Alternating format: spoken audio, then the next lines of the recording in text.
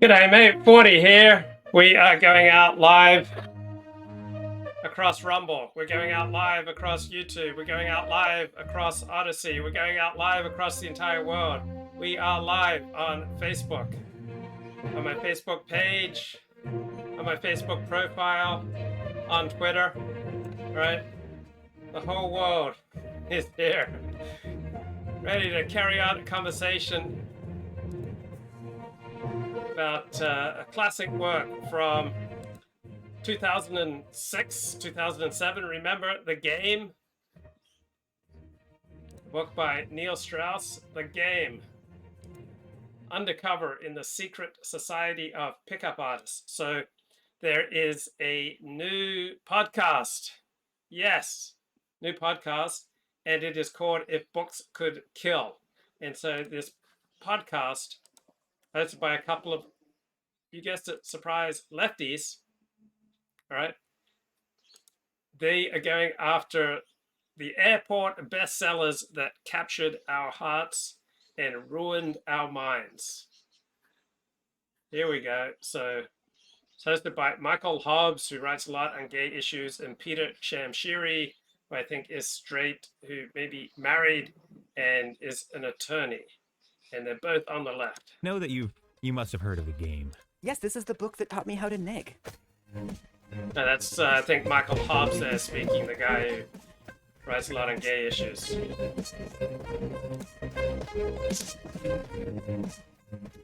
All right, cool music. You know, one of the books I'm reading for this podcast is The End of History, a book about the ascendance of liberal democracy after the fall of the Soviet Union. But first, I thought it was critical to So I think that's Michael Shamshiri speaking, and it sounds like he's the guy who actually does the homework. So this is a very popular podcast format. You have one guy who does the work, one guy who reads the books, and then the other guy just reacts. So I think this Shamshiri dude, he does the works, and Michael Hobbs, the gay guy, just weighs in with reactions. discuss The Game by Neil Strauss, a book about how to get the most pussy. About dudes getting their dicks wet in LA in the 1990s. That's really reductive. Okay, so it's really easy to sneer, right? If you're just, if you're in a settled relationship, if you're high status, all right, where you don't have to worry about these concerns that affect, just regular blokes, right? Just notice the sneering off the top. So guess what? A lot of guys are socially awkward. A lot of guys have trouble meeting women. A lot of guys have a long history with being humiliated by women, by never feeling like they are desired by women, by not knowing how to talk to women, how to open up with women. And so reading a book like The Game, if used in a healthy way, can improve your social skills and give you more ways to break through and start making a connection with women, start dating women, start relating to women, and possibly settle down and start mating with women. On the other hand, if you overdo the pickup game, it can be toxic. It can be a way to distract or hide from your deeper issues for human connection. But a whole ton of guys are incredibly awkward around women. A whole ton of guys are incredibly lost around women. A whole ton of guys just yearn for a connection with a woman, but they don't know how. And so the information in books like The Game, inside the Undercover in the Secret Society of Pickup Artists, you can learn a lot of basic psychology. You can learn some street level psychology. You can learn some tips and tricks to break the ice with women. A lot of blokes are just scared to death with women. So you can use this information in a toxic way. You can use this information in a healthy way. Just like with Christianity. Some people convert to Christianity, they become nicer and finer. Other people convert to Christianity and they become meaner and more hideous and more antisocial. Some people become Orthodox Jews and they become nicer, finer, kinder, more honest. Other people become Orthodox Jews and they become more obnoxious, more difficult, more unethical, right? So it's not like The Game, right? It's not like pickup artistry is the one type of information that can only be used for evil, right? All sorts of information can be used for good and it can be used for evil. Right? These guys, one gay guy, he doesn't need to learn to speak to women. So there's kind of this sneering, superior quality to their critique of the game. But think about the lonely guy who has never had a girlfriend, right? I would say 10% of my audience has never had a girlfriend. Right? They need help. And books like The Game can help some people. Now, I have a hero system. I have a morality system. It comes from Orthodox Judaism. So obviously, I don't think a life of sexual promiscuity is a good idea. Right? I had such a life. In retrospect, I don't think it was such a good idea. I had to end up, 12-stepping for love addiction, for sex addiction, for porn addiction, and the like. But for people who are lost when it comes to women and need to find a way to start to connect, men who have only known failure and humiliation at the hands of women, all right, here is a book that might be very useful for you. Right now, these two blokes hosting the podcast, apparently they are above and beyond such information. One bloke is gay, so obviously picking up women is not a concern for him, and the other guy is married. So they come from this very smug, superior place. But a book like The Game needs very vital needs. For some blokes, all right, their only erotic intimacy with women is being pornography. So a man who has no chance to land with a woman in real life, right? I'm going to condemn him for looking at pornography. A man who has never been able to kiss a woman in real life, a man who's never had a girlfriend in real life, a man who's never had sex in real life, and he's now 30 years old, 40 years old, 50 years old. I'm gonna condemn him. I'm gonna sneer at him for looking at pornography or for consulting a pickup book. No. I've been blessed with a certain gift of the gab and some other advantages. And so I've had, my share of social times with women. But not everyone's born with my advantages. Not everyone is born with the advantages of these blokes here hosting If Books Could Kill. Interesting podcast from a left-wing perspective. Here they are on The Game. The subtitle of The Game is Penetrating the Secret Society of Pickup Artists. How did I not notice the penetrating thing? Yeah, that's search engine optimization, baby. Penetrating the Secret Society. So the basic gist is that it's this story about how the author joins a group of so-called pickup artists, guys who study the art and science of picking up women. Yes. The aesthetic of the book, quite interesting. The OG print edition. Yes, Glenn Bentley makes a great point. Some people watch Luke Ford live streams and become better. Most people who watch Luke Ford live streams are unchanged, and other people use the information that they attain on Luke Ford live streams, and it makes their lives worse. They quit their six-figure jobs, or they get fired from it, and they devote themselves to the JQ. All right, so they turn into E. Michael Jones. So information is rarely neutral. All right, information can take you in many different directions. I just don't agree with the sneering at the book, The Game. Its purpose is not just for people to get laid over and over and over again. Right? For many blokes, this book is a way to get something of a window into women, an idea about how to talk to women, about how to break out of a life of isolation, become more socially adept, develop some more social skills. So people don't just buy a Ferrari to have sex with women, right? Some people enjoy having a Ferrari. Other people enjoy upgrading their social skills, right? Many people read the game, learn about pickup artistry, and they don't have sex with more women. They just enjoy learning more about how men and women operate, and they maybe learn a few tips and tricks for their social skills. Right, this podcast is called If Books Could Kill. Is leather bound. I forgot about this. And it's got one of those like built-in ribbon bookmarks, like a bright red.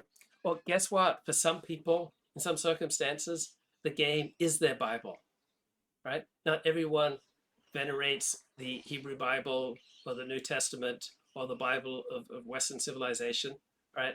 Other people have a different hero system, and the thing that they most need in the world is a way to approach women. And so I don't despise those people. I don't look down on them. I'm not making noises to indicate my contempt for them, that they treat this book like a Bible. This book could absolutely play a valuable role akin to a Bible in the lives of some men who may not have been born with the advantages that other men have in meeting women. Read one like the Bible? Oh my God. There are many quotations throughout the book from famous authors and thinkers. Can you guess, Michael, who the first quote comes from? And Glib Medley says women sneer at this stuff because they want a man's confidence and charisma to be organic. Women also sneer at this stuff because it works. Women sneer at this stuff because it reduces the advantage that women have over men with regard to social skills and reading situations. Right? All sorts of people sneer at this stuff, but why is there such an enormous market for pickup artist techniques? Because it works, right? Unlike academic stuff, this replicates, right? Unlike some ivory tower theory, this works in the real world. Now, it could work to take you to a dark place. It could work to take you to a good place, right? What you do with this information is up to you and the circumstances that you put yourself in, right? You're not fated to go to a dark place if you learn about the game. And Healthy Kuma says, I actually do have it by my bedside. No joke. It's going to be someone horrible like Tony Robbins or something. No. You're going in the wrong direction, my friend. The first quote is from Betty Friedan. What? The Betty Friedan quote is, men weren't really the enemy. They were fellow victims, suffering from an outmoded masculine mystique that made them feel unnecessarily inadequate when there were no bears to kill. That's actually, yes, that's a good quote. I'm telling you, there are some great feminist quotes all throughout. Yeah, they're just so smug, so superior, right? Just so confident that their particular partisan left-wing hero system is just objectively true, non-partisan, just pragmatic, that they're just above the concerns of mere mortals. The sneering tone. There is so much honesty in this book by Neil Strauss. It is so raw. It is so much braver than these smug, superior dudes who are discussing it in a contemptuous fashion on this podcast. And then Neil Strauss wrote a sequel to it, confessing about having to go to rehab for sex addiction. So you're not going to hear these blokes on the podcast talking about the horrible things that they did to get laid, or how they, manipulated people and used people and abused people and cheated and stole and had embarrassing situations, right? The honesty that Neil Strauss and many of the men bring to this book, right? The hosts of this sneering, contemptuous, superior podcast, they display none of that vulnerability. None. Out this story of banging as many chicks as possible in LA.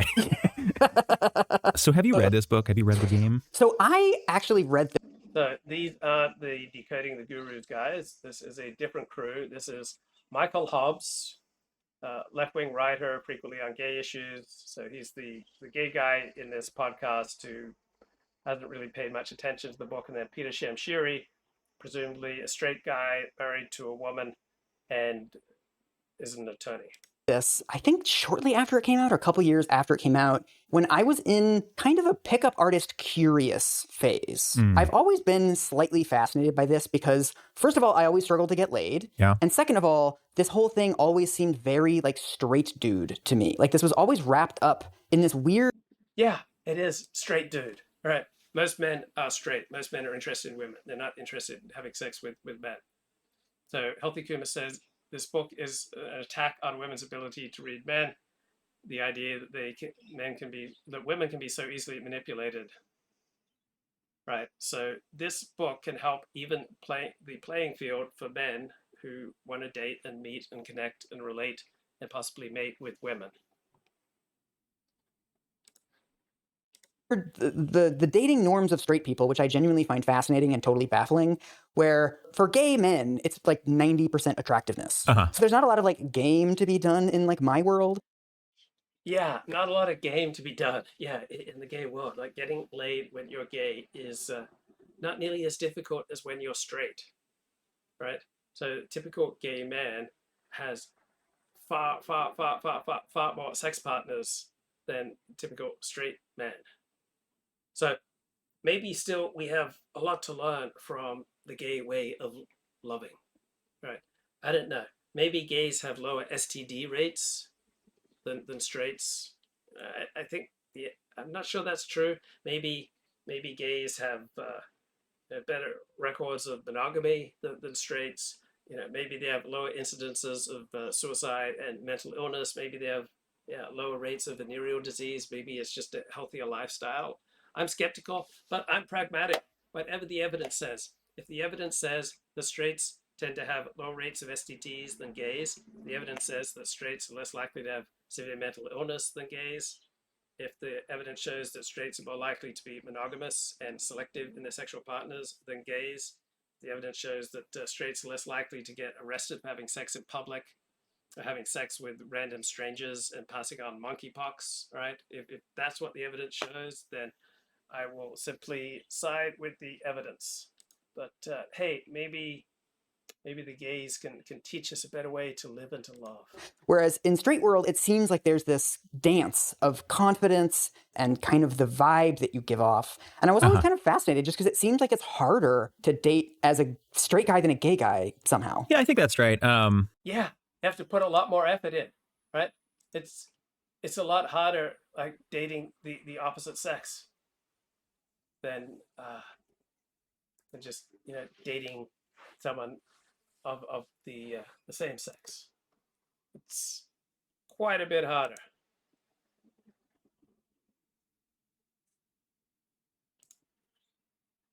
Unfortunately, women, they've got all kinds of standards, and the first problem. It's a big downer for dudes. Which actually, my memories of the book.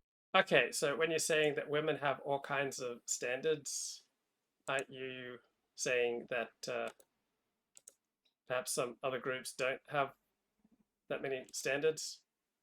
That's just what I'm hearing. I think he's confessing that straights have to have higher standards. It's far more difficult to date, relate, and mate with someone of the opposite sex than the same sex. It's been a very long time since I've read it, is that he seems to toggle back and forth between a kind of anthropological dissection of this world. Like, look at the men and how they are broken and how they are dealing with their brokenness.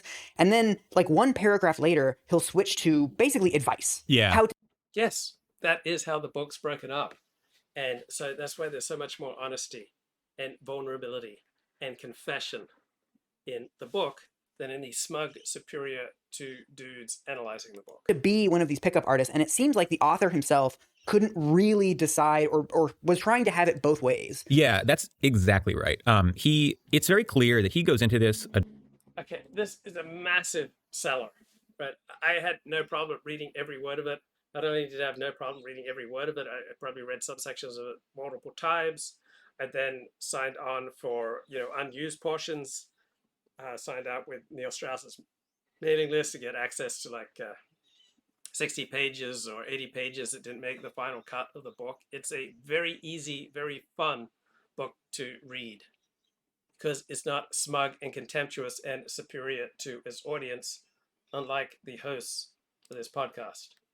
Dorky guy that struggles to get laid, and he finds out how to get laid, right? He finds these techniques that help him get laid, and they work. And part of him is smart enough to know that this is weird and manipulative and demeans women. On the other hand, he is very impressed with himself and very happy about these developments. Right. And he's constantly, it's the struggle of two Neils all throughout the book. Did you ever have a pickup artist phase? No, I have never had any sort of phase like this. I definitely had a phase where I was dorkier and not doing well with women.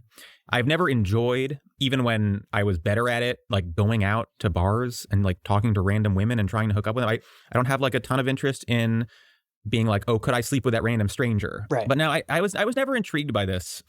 I certainly, when I was like, in college and had a couple years where I wasn't super successful with the ladies, I think that it was probably like loosely intriguing to me, but never enough to be like, I'll read the book, So this was your first time diving into this? This was, yeah. I hadn't even, there's a whole bunch of pop culture that descends from this, and I hadn't absorbed any of it until I did for this podcast, and changed my brain forever. It's too bad. I'm now locked down for the rest of my life because if you had put me in LA in 2004, I could have slayed you. So in 2015, Neil Strauss came out with a follow-up sequel, The Truth, an uncomfortable book about relationships, where he talks about the self-defeating nature of being a pickup artist, how he ended up in sex and love addiction rehab. Just another incredibly raw, vulnerable, very compelling book, The Truth, an uncomfortable book about relationships. I strongly recommend it. Using the tactics I've learned from Neil Strauss. Now you're tooled up. Now you're equipped. Yeah. To trick some like out of work actress into having sex with you. And then both of you waking up feeling bad about it the next day. That seems like. Yeah. And he's just so smug and superior. Okay. So how often has he tricked people into a sexual relationship? And how often have other people tricked him? How often does he feel bad after having sex with some rando?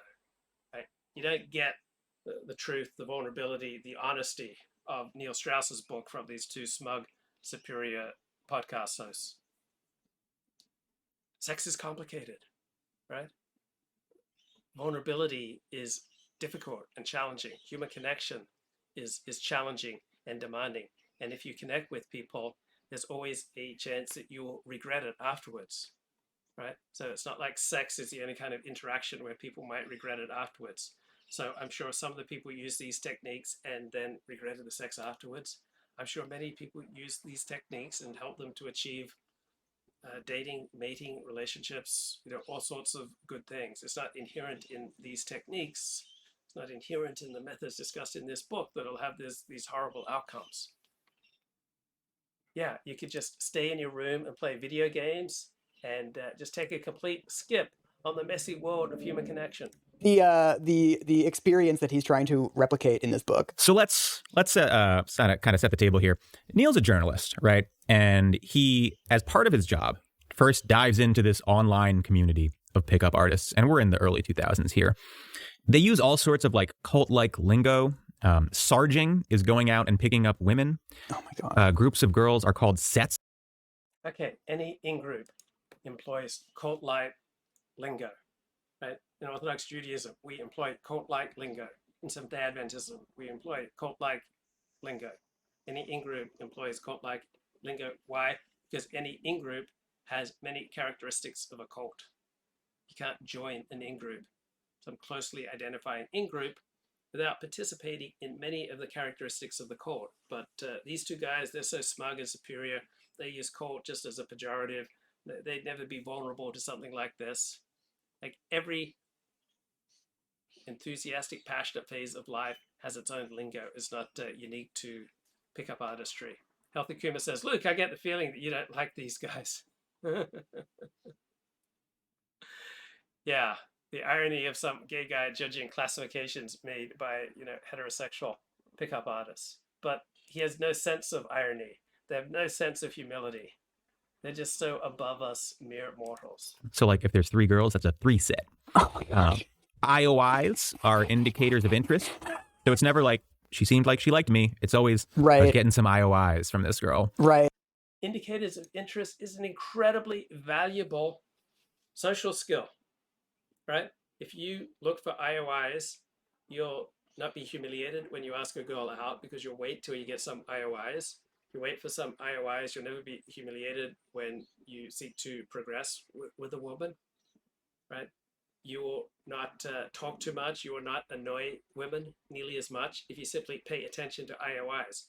Indicators of interest, it's so important. It's so valuable. It's such an important social skill that even the socially unskilled and awkward can learn it. So an indicator of interest is if she says something to you that is beyond what is polite, beyond what is demanded by courtesy. If she asks you unnecessary questions, if she touches you unnecessarily, and if she primps, like takes care of herself, runs her hands through her hair, puts on makeup, does anything to try to look better in front of you. These are all indicators of interest. They indicate that you can progress.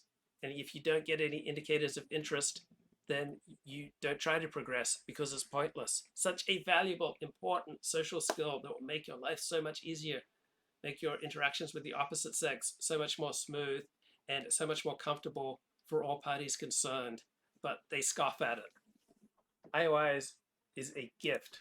I was blessed to learn about IOIs. Number closing is when you get someone's number. Peacocking. Do you know what peacocking is? Oh, this is from that fucking TV show where it's like you're supposed to wear at least one very flashy item of clothing. Yeah. Like bright purple sunglasses in a bar or something. And isn't it so like people will comment on it as like a conversation starter or something? Right. That's right. So yeah, you're wearing like intentionally over the top loud things in order to attract attention and pretend that you're interesting or whatever. Oh my God. So Neil becomes fascinated by this stuff and he decides to meet some of these guys in person.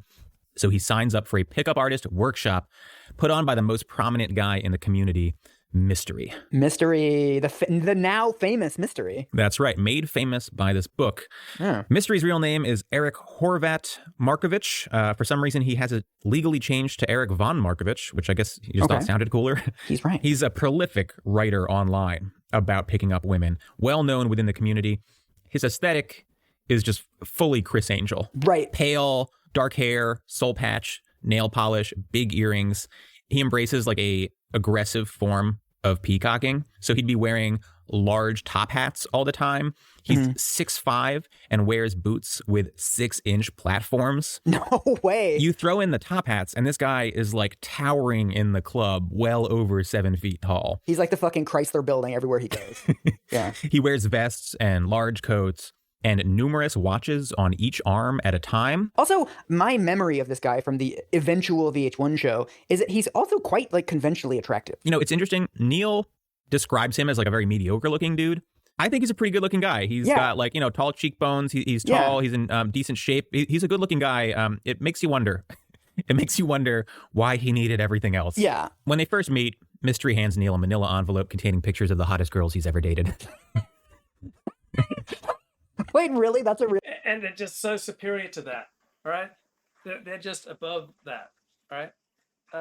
That is something that ordinary men tend to be quite interested in, right? As Mystery is doing certain things which replicate. When other people employ many of these techniques, they too have more success at opening with women and connecting with women and talking with women and dating with women. This isn't like some academic study that doesn't replicate, which is probably true of half of social science, right? This is replicable, proved day in, day out to grab attention and to make opening up and connecting with women easier. But they're just so contemptuous. They're just above it all. They just despise all this. Mystery is slept with hundreds of attractive women, right? Many blokes would find this kind of interesting and wonder, how did he do it? Now, my hero system is different. My hero system is that sexual promiscuity is not good for people and it's not good for society. But I don't have this, you know, above it all contempt for people who struggle to connect with women and try to use these techniques to break through for what was previously not possible for them. Details in the book. Yep. Imagine having that. Imagine having a manila folder. To be clear, that wasn't like at the workshop. Neil spots Mystery like in the hotel lobby and Mystery just hands him the envelope. Oh my fucking God.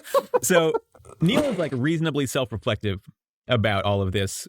He describes signing up for this workshop as, quote, acknowledging defeat, inferiority. Reasonably introspective. He's incredibly open. Neil Strauss is incredibly vulnerable in this book and in much of his other work. Right? These two blokes who are commenting on the book, right? They don't display 1/100th of the vulnerability that Neil Strauss does in this book. And inadequacy. So like, you know, he's starting from this place of like, yeah, like I'm a big loser who can't get laid. And I'm...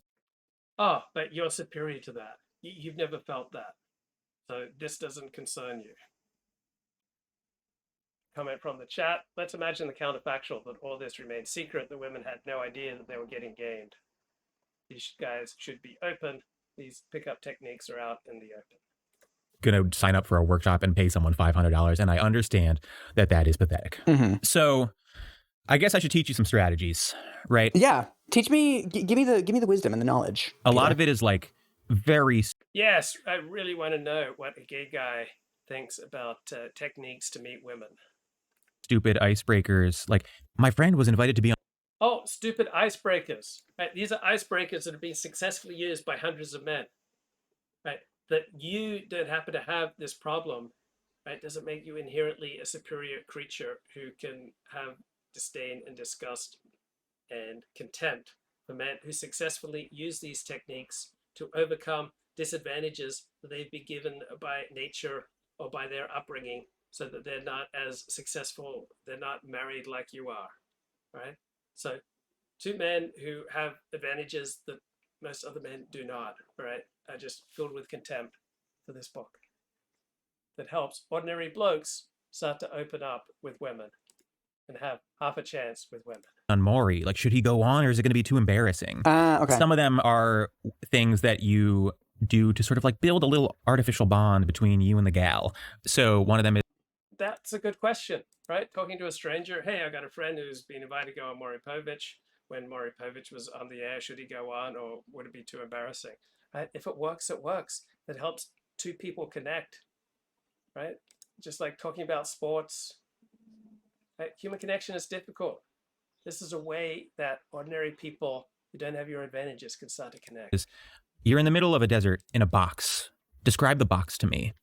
Well, let me describe your box, Michael. Wait, what? I don't even understand this one. Yeah, me neither. But the point is that when someone will describe their box, they'll be like, okay. So Michael Hobbs is so feminine that, yeah, for the first 10 minutes that I was listening to it, I just assumed he was a woman. It's like big, and then they're like, "Oh, big." That means you have like a large ego. Oh, right. So it's almost like a palm reading thing, but it's not. Yeah. You don't grab It's their a little palm. Okay. fake psychoanalysis thing. Most of this is just ways to sort of make people confident in what are.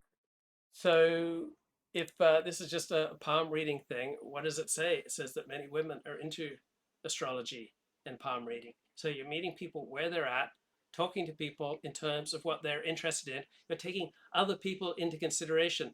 You are moderating and modulating and adjusting what you say and what you do according to what is more effective at possibly connecting with the other person. Oh my God, how awful that this book is teaching you to take other people into account and learn ways of speaking to the opposite sex, which may well be a complete strange experience for you.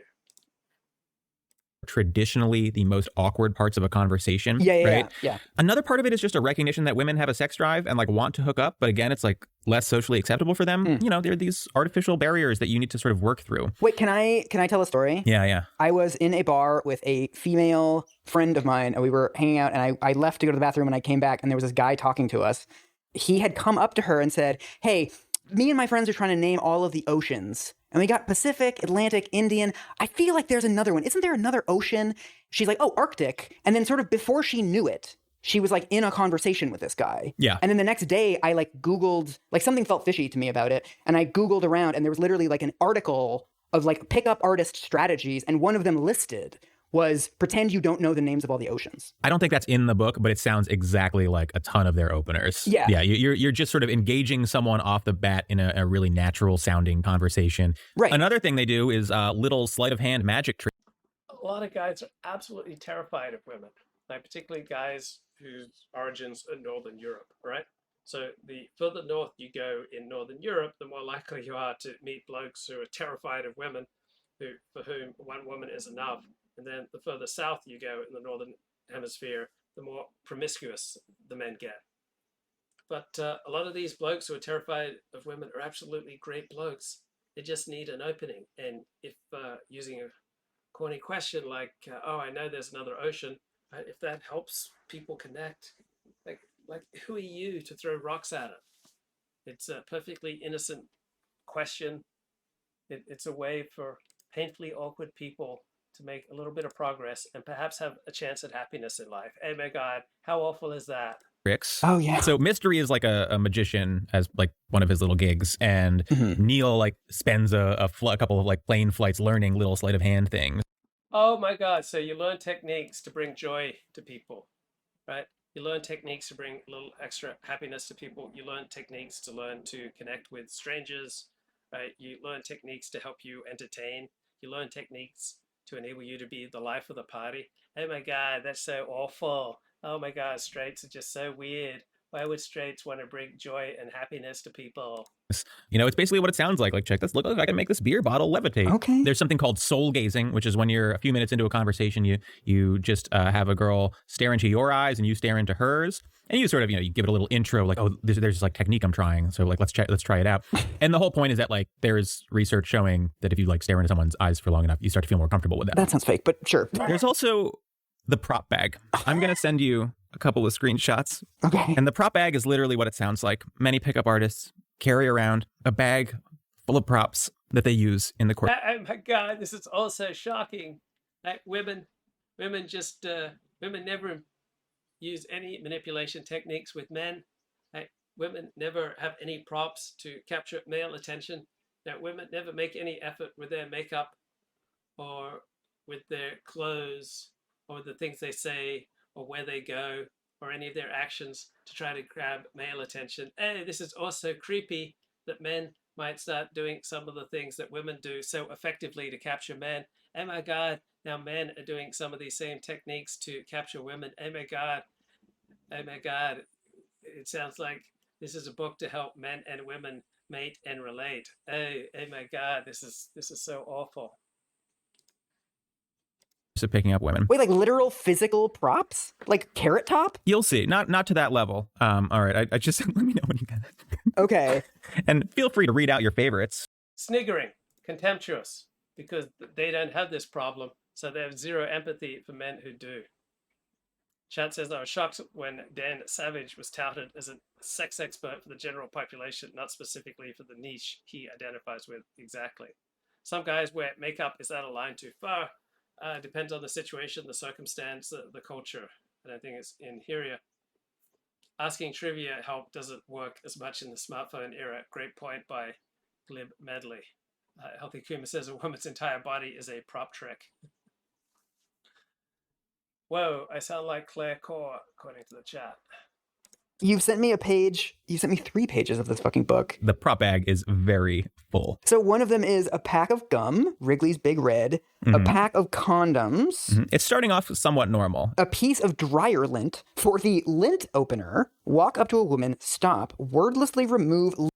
I remember I had this flirtatious relationship with this woman. I just wasn't sure whether I wanted to ask her out or not. And so she was banging the door at this Jewish singles event at a temple. And I reach into my pocket to, I think, come up with the $10 for the entrance. And as I reach into my pocket, like a condom drops out and falls on the desk in front of us. And she picks it up and says, oh no, we can't use this as payment.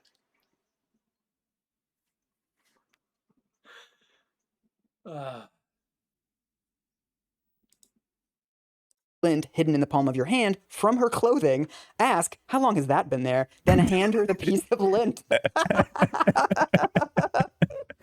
Oh. That would work on me. I would feel small. Yeah, so these guys have never been socially awkward. These guys have never struggled for the right thing to say or do. These guys have never wondered how to connect with someone. These guys have never felt insecure. These guys have never felt lost and lonely in a big world. These guys have never struggled with low self-esteem. These guys have never struggled with feeling, unworthy to connect with anyone. These guys have never been in a room and felt like nobody cares about them, nobody's interested in them. Right? These are things that many people feel. And these silly, ridiculous little tricks can help people who often have the odds stacked against them in life, attain a little bit of joy and possibilities of deeper happiness. Small if somebody did that to me. I'm in. This works. Okay, one digital camera. It's 2005 at the end of the day. Take a photo of yourself and a girl smiling. Then another one striking a serious pose, and finally one kissing. In the final photo, say, we make a good couple, don't we? If she agrees, you're in. Oh, that's a high risk. That's a high risk strategy. Master of psychology. If you take a picture of you kissing her and she's like, yeah, that was fun. We make a good couple. Then she likes you. What else? One set of wooden runes in cloth bag for rune readings. Okay, I'm not going to ask you what that is. Well, I'm not sure I could explain it, but for some, just like I said, there's a lot of magic going on. There's a lot of astrology for boys. Wait, holy. So they have these techniques because they work. And they've been shown to work hundreds upon hundreds of times. So if people have props for rune readings in their bag, That's because it works, right? This isn't some unreplicable social science study from the academy, right? This is real world stuff that works with some people. Many women are interested in astrology. Many women are interested in rune readings. Many women are interested in palm readings, right? Many women are not particularly interested in academic philosophy. But this is a social skills technique about meeting people where they're at and talking to people about what they're interested in, helping other people to feel comfortable. Because until a woman feels comfortable and safe, nothing good's going to happen.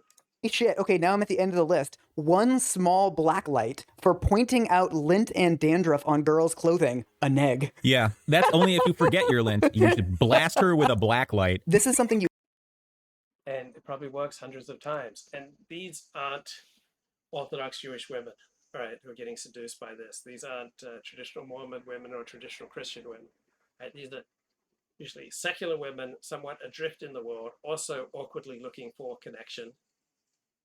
When I went through my promiscuity phase, I wasn't seducing virgins, right?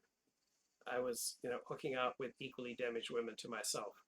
Chat says, fright at the implications of unleashing female sexuality would seem quite rational. We should be frightened at the implications of unleashing sexuality, period. Instead, strive to maintain sexuality within the marital bottle. Relative prudence and sobriety of the female of the species is an essential component of stability. Also, encouraging the prudence and sobriety of the male of the species is also an excellent idea. Luke, do you have to keep taking jabs at unreplicable studies in psychology and the social sciences? Yes, I do. Yes, I must. do to someone you fucking hate. This is like someone in college who you just absolutely loathe and you want to humiliate them as much as possible. Like, I'm gonna bring a fucking blacklight because like Emma's gonna be there. And I also feel like any part of you that might be successfully negged would be outweighed by the part of you that's like, why do you have a blacklight, right? Aren't you gonna ask that question? And then the guy's... And the chat says, is hookup culture fundamentally gay? Well, I think the male of the species wants to hook up, and it's just usually easier for gay men to hook up rather than straight men. But there was a relatively rare opening in human history from the 1960s until recently, where there are many more opportunities than ever before in the history of Western civilization for blokes to just hook up. Hooah tricks don't work for the most part, yeah, but they work for some people some of the time. And they can ease over, reduce, awkward situations, help people to start to connect. Forty, have you ever blacklighted a hotel bed? I've never blacklighted anything. Now, there is an Orthodox synagogue I know that got all their seats from a porn theater. I'm sure they cleaned them, but that Orthodox synagogue has only had bad times. Like, they've never grown because like the spiritual filth that's been deposited on those seats, I'm not sure can ever be cleaned up. Ricardo says, I remember reading The Game. I bought it at an all-port bookstore. Yeah, well, this podcast series is for you. It's all about reading books that you buy at an airport. Now, I find it absolutely compelling book. I just read right through it. Very entertaining, very honest, very vulnerable. I could identify with many of the predicaments of the blokes in there. Now, yeah, that's information that you can take too far that can ruin your life. Yeah, Ricardo says it was a great book. Like, what's your line? Where's the explanation for why you have a bag full of shit, including runes and a blacklight? And like a 20-sided die. Yeah. Some of these strategies are just gratuitous. Like, there's one bit where a guy explains that when he has a girl back at his place, he'll ask for a massage and then tell her that she's doing it wrong. And then tell her that he'll give her a massage to show her the right way. And then he sort of like transitions that into sex. And it's like, bro.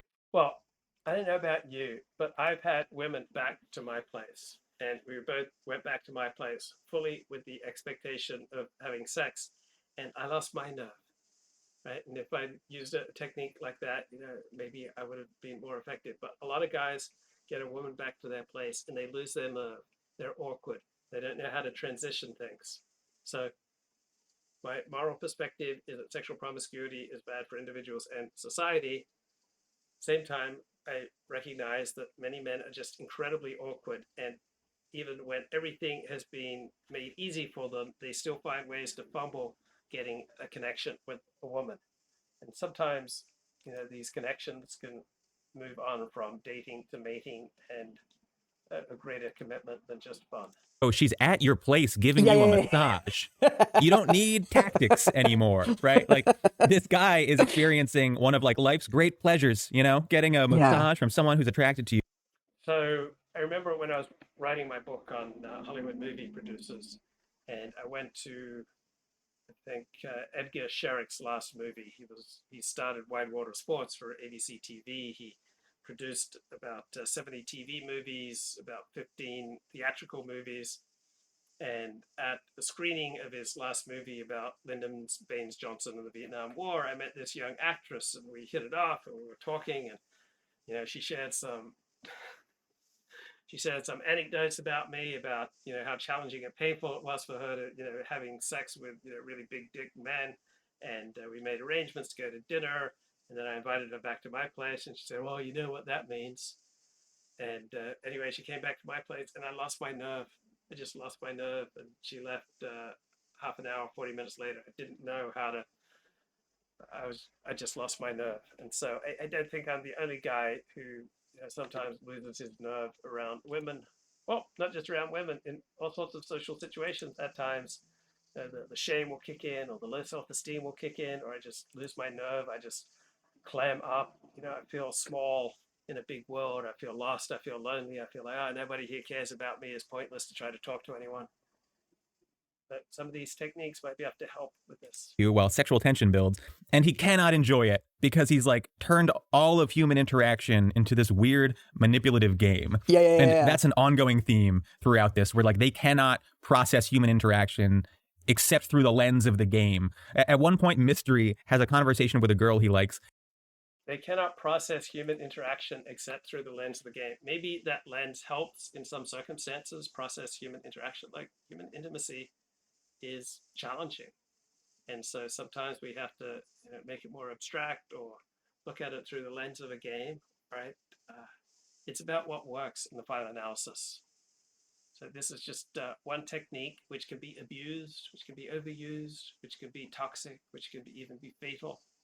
And then for other people, it's a helpful technique overcoming initial awkwardness to make relations with the opposite sex smoother and more comfortable for all parties concerned. And he calls it comfort building. Oh my God. As in like trying to make her comfortable with him. I'm like, yeah, that's what getting to know someone is. That's just like literally, you're having a conversation. Yes. Right. This has always been my like deep melancholy whenever I hear about this stuff, because it's hard to find connections with other people. It's just hard, like as a human being, and it's the thing that all of us want the most.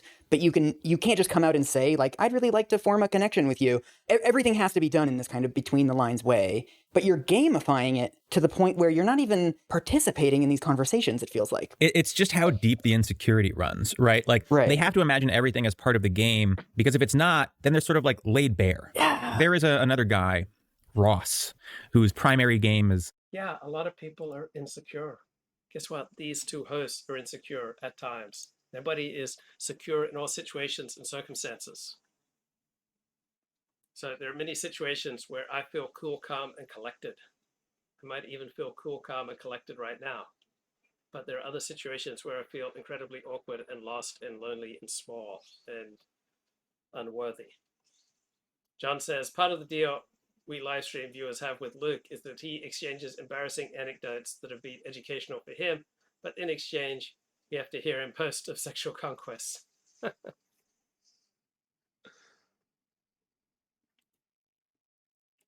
Quote, technology, which is a word for like psychological techniques. Oh no. It's like hypnosis adjacent. He believes that he is a master of hypnosis.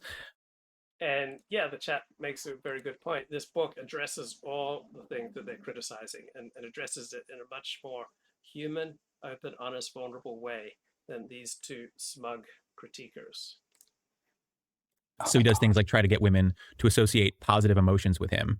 At one point, he's talking to a waitress and he's like, picture someone that you're attracted to and like, look at me. And then later he tells Neil, like, yeah, now she's associating attraction with me. I was like, you made her picture someone attractive, like someone else. And then you're like, now look at me. Now look at me. Yeah. It's like her stupid girl brain thinks I'm the guy from her fan. Either it works or it doesn't. But there's a street tested stuff that these pickup artists are charging people, right? And people are then going out and trying these tips. If they weren't working, people would be using them. So you've got two hosts with IQs probably in the 130s, and they're critiquing the efforts of people who don't have those IQ advantages and don't have many other advantages, right? There are plenty of 95 and 105 IQ people who are a little awkward and have difficulty connecting, and they find some of these tips and tricks useful, right? Things that work on a 95 IQ woman or 105 IQ woman, not necessarily going to work on the 145 IQ woman. Fantasies. Now when she hears... It's a little bit like with Donald Trump. Like Donald Trump is really good at speaking to a pro audience. Like Donald Trump, knows how to aim at the the 90, 95, 100 IQ regular American, and he connects with them. Right? He's the pro whisperer. That he's not a lesser man because he's able to communicate effectively with people who are 2 standard deviations of IQ below the pundit class. The bell, she'll think of me. There's an incredible bit where Neil is saying something that the hypnosis guy does not like, and the guy goes, "Stop!" And Neil is like, "This was a hypnosis technique to interrupt your train of thought." I was like, yeah, man. Master of human psychology, using the advanced hypnosis technique of screen. Oh, so these guys never have an exaggerated sense of their own importance. These guys never say anything pompous or pretentious. These guys never try to lord it over others. We all try to lord it over other people at times. We all are pompous and pretentious. We're all pricks at times. We're all a-holes at times. We're all smug and superior at times.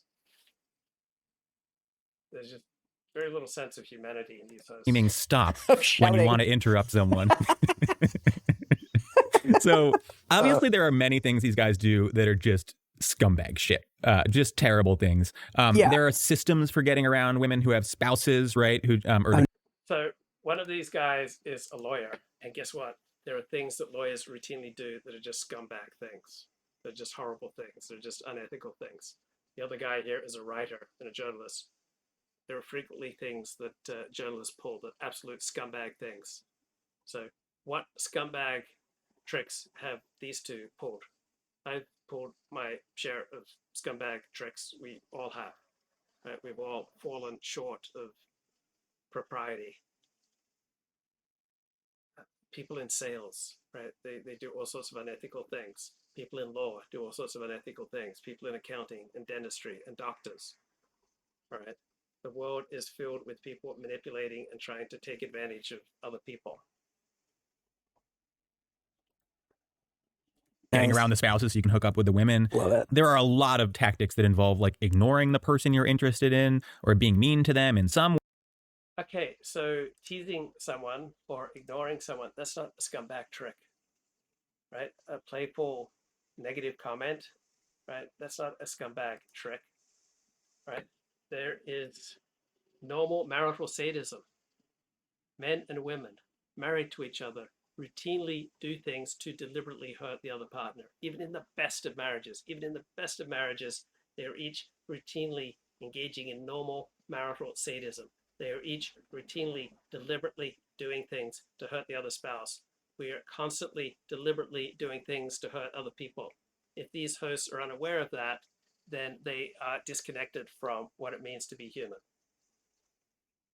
People are not naturally good, right? These hosts are on the left. They believe people are naturally good. And so this kind of behavior is shocking to them.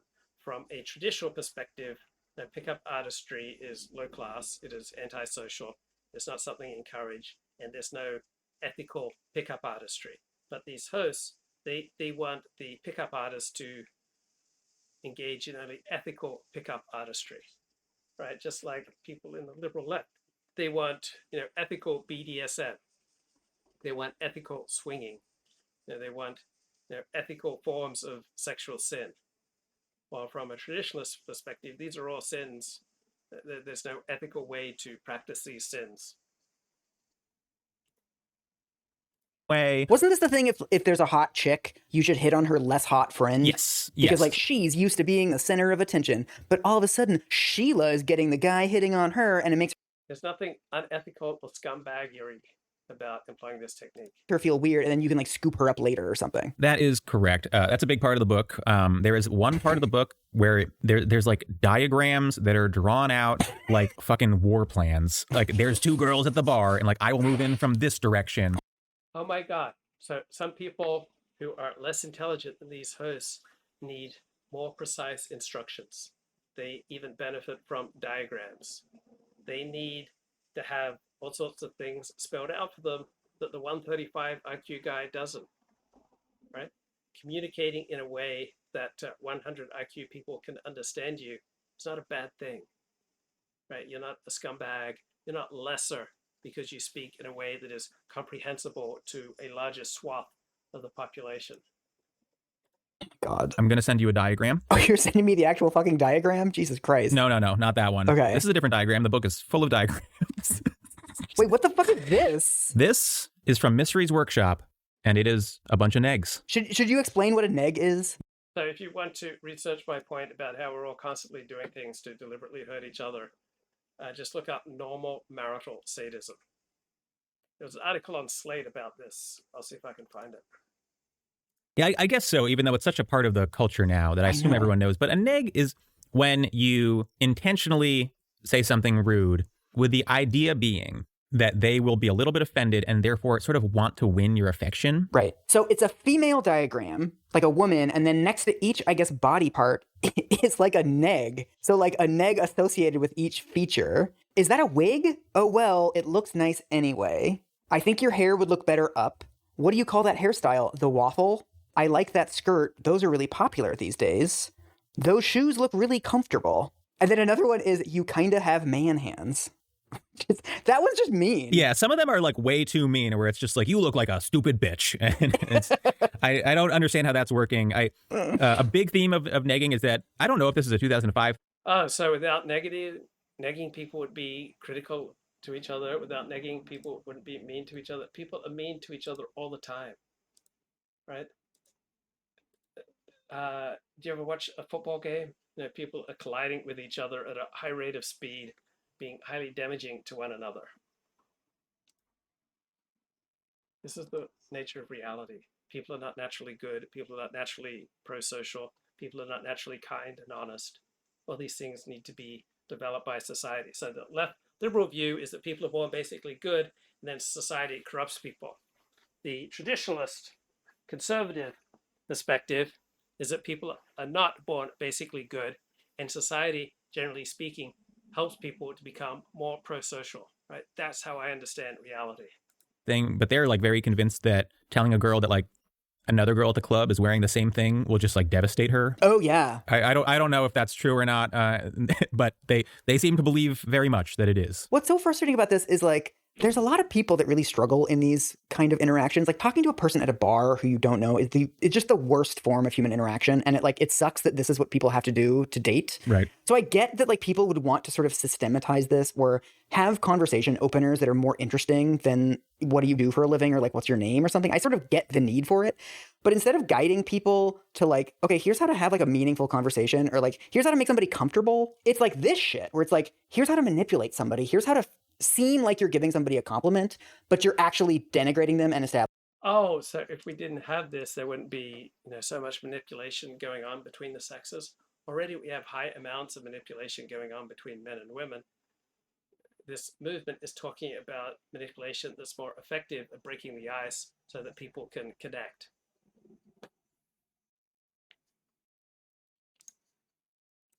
Dominance in a conversation. Right. Like this is where it goes from like, oh, they're helping people into just like, okay, you're a huge piece of shit if you're telling people to do this. You know, there's tons of like little shitty tactics they do, but more than like any given tactic is offensive, there's just this general sense of sociopathy running through everything. Yeah. Like they have zero interest in the joy of other people. Oh, as opposed to say the legal profession. Right? Is it sociopathy just running rampant through the legal profession? Yeah. Right? There's sociopathy running rampant through all sorts of professions. Like doctors are constantly performing unnecessary surgeries so they can make money. Doctors are performing gender affirming care because it means that their patients will have to come back for repeated expensive treatment. Doctors are removing women's ovaries, right? Performing hysterectomies and oophorectomies unnecessarily, shortening women's lives, decreasing their pleasure and happiness in life, right? Because they get to be more powerful and they get to make more money. So sociopathy is rampant in society. It's not just something that comes from the pickup game.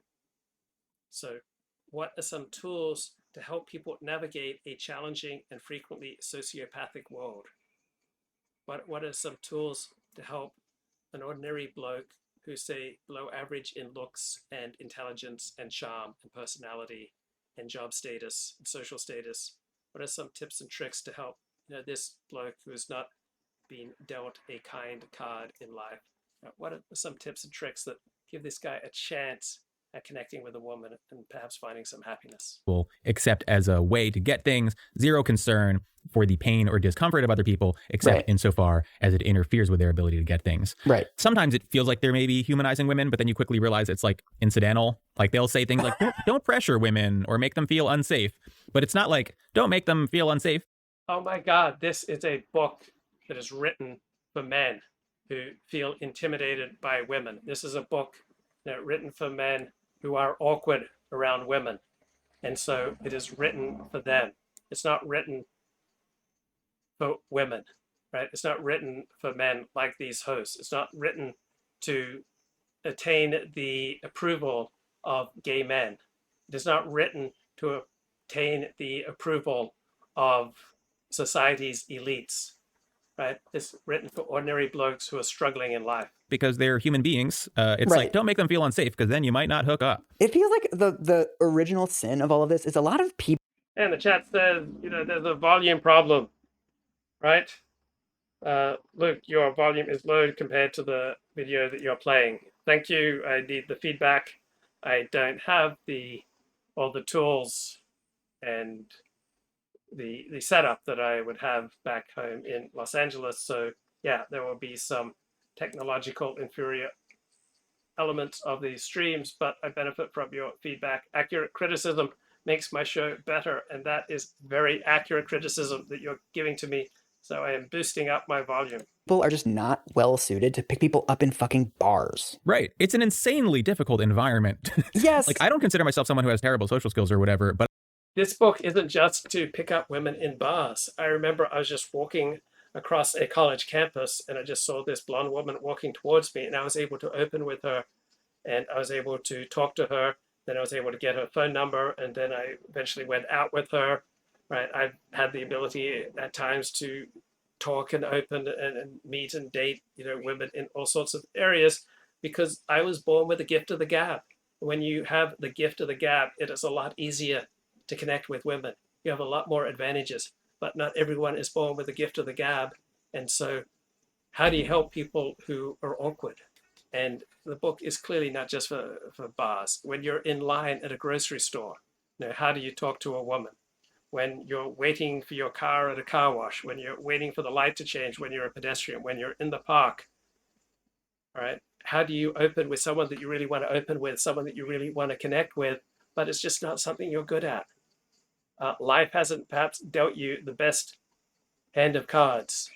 So how do you overcome your disadvantages for a chance at happiness? But I like the idea of just walking up to a stranger in a bar and trying to like become their friend. Nightmare. Yeah, total nightmare. Like a lot of these guys should be like taking a cooking class or like learning French. Now, that's a good tip too. Like if you want to connect with women, it helps to just play yourself in situations where you're going to be around women that you're highly likely to be attracted to. So yeah, I paid $350 for these Sony headphones about 8 months ago, and I absolutely think it's worth it. They've got great noise cancellation features, so I'm very happy with these Sony headphones. or something. Don't give them new angles. Don't give them new angles. Think of all the opportunities for negging in a cooking class. I burned another one, huh? I guess you just didn't let it prove enough. So guess what? Negging, like all these techniques, are situation dependent, right? In some situations with some people, some appropriate negging creates laughter and joy and connection between people. In other situations, certain types of negging will just embarrass, humiliate, and drive people away from you. So it all depends on how you employ these techniques, in which situations you employ these techniques, with which women you employ these techniques. And when I get together with my mates, there's a lot of negging going on, because that's how bros talk to each other. And some women enjoy, a modest amount of negging at certain times. And you have to be able to read women to see if they're in the mood for a little negging, if they're going to laugh at a little negging. Everything's situation dependent, personality dependent.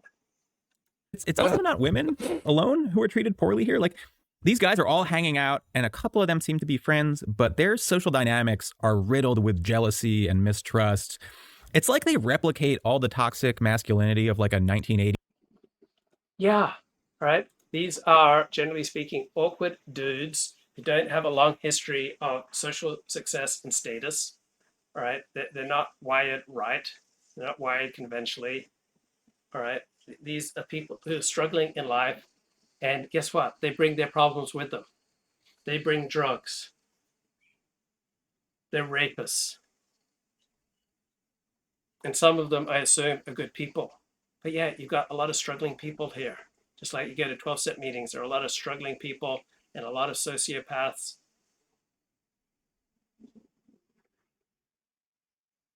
So as opposed to, say, the law profession, or as opposed to the workplace, many workplaces, maybe most workplaces, have considerable elements of toxicity, have considerable elements of all the same things that these two elites are criticizing the society of pickup artists for.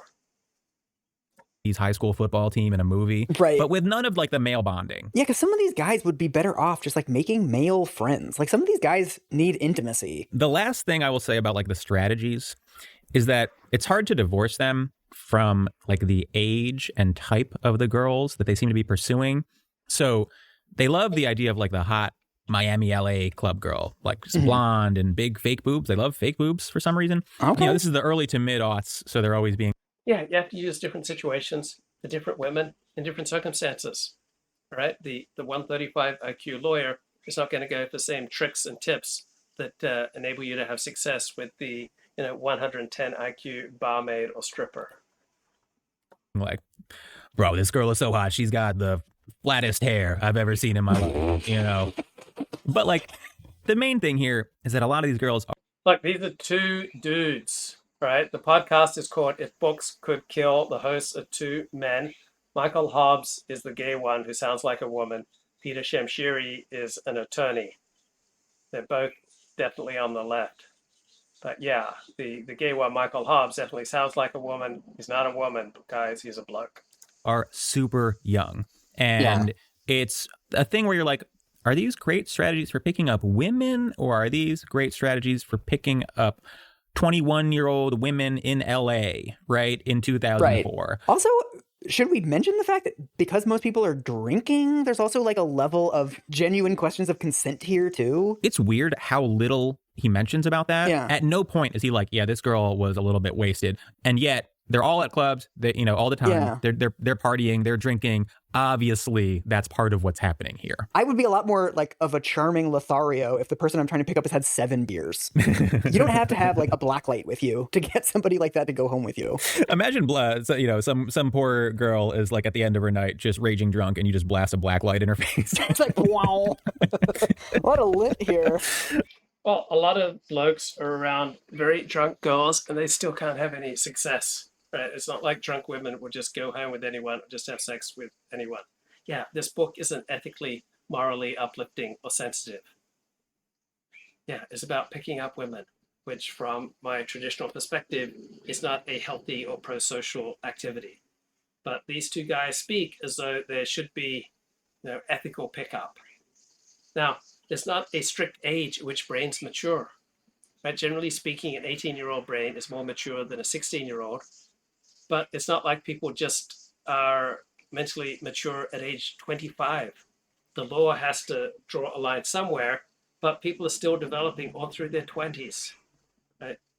People at 13 sometimes are more mature than other people at 23. But generally speaking, 15-year-olds are more mature than 12-year-olds. Generally speaking, 18-year-olds are more mature than 15-year-olds. But there's no guaranteed minimum age at which everybody attains adult maturity, right? People with an IQ of 90 have less agency than people with an IQ of 120. It's not a book about ethical pickup. Oh no. Okay. So Mystery and Neil hit it off at this workshop, right? And Mystery sort of like makes him his protege. They grow close. Mm-hmm. They ultimately end up traveling, doing workshops together. Mm-hmm. And at one point early on, Mystery is like, you can't just be Neil, bro. You need to have a seduction nickname. Why don't we call you Style? Because Neil, I guess, was like moderately... Well, I converted to Orthodox Judaism and I adopted the Hebrew name, Levi ben Abraham. When I went to Kundalini Yoga, people there were adopting Kundalini Yoga names. So it's not weird or bizarre or contemptuous that you join an intense in-group and they give you a name. That's pretty normal form of human interaction. Dressed, whatever that meant in 2005. Okay. All these dudes have stupid nicknames. You've got Mystery and Style. There's Sin, Juggler, Two-Timer, Grimble. That's a Hobbit name. Yeah, not everyone has like a cool nickname, right? Some guys just have stupid nicknames and you're like, is that getting you laid? It also makes it extremely funny when someone involved doesn't have an insane nickname. Like you'll have a dozen dudes with these crazy nicknames and they're like, and then also there was Ross.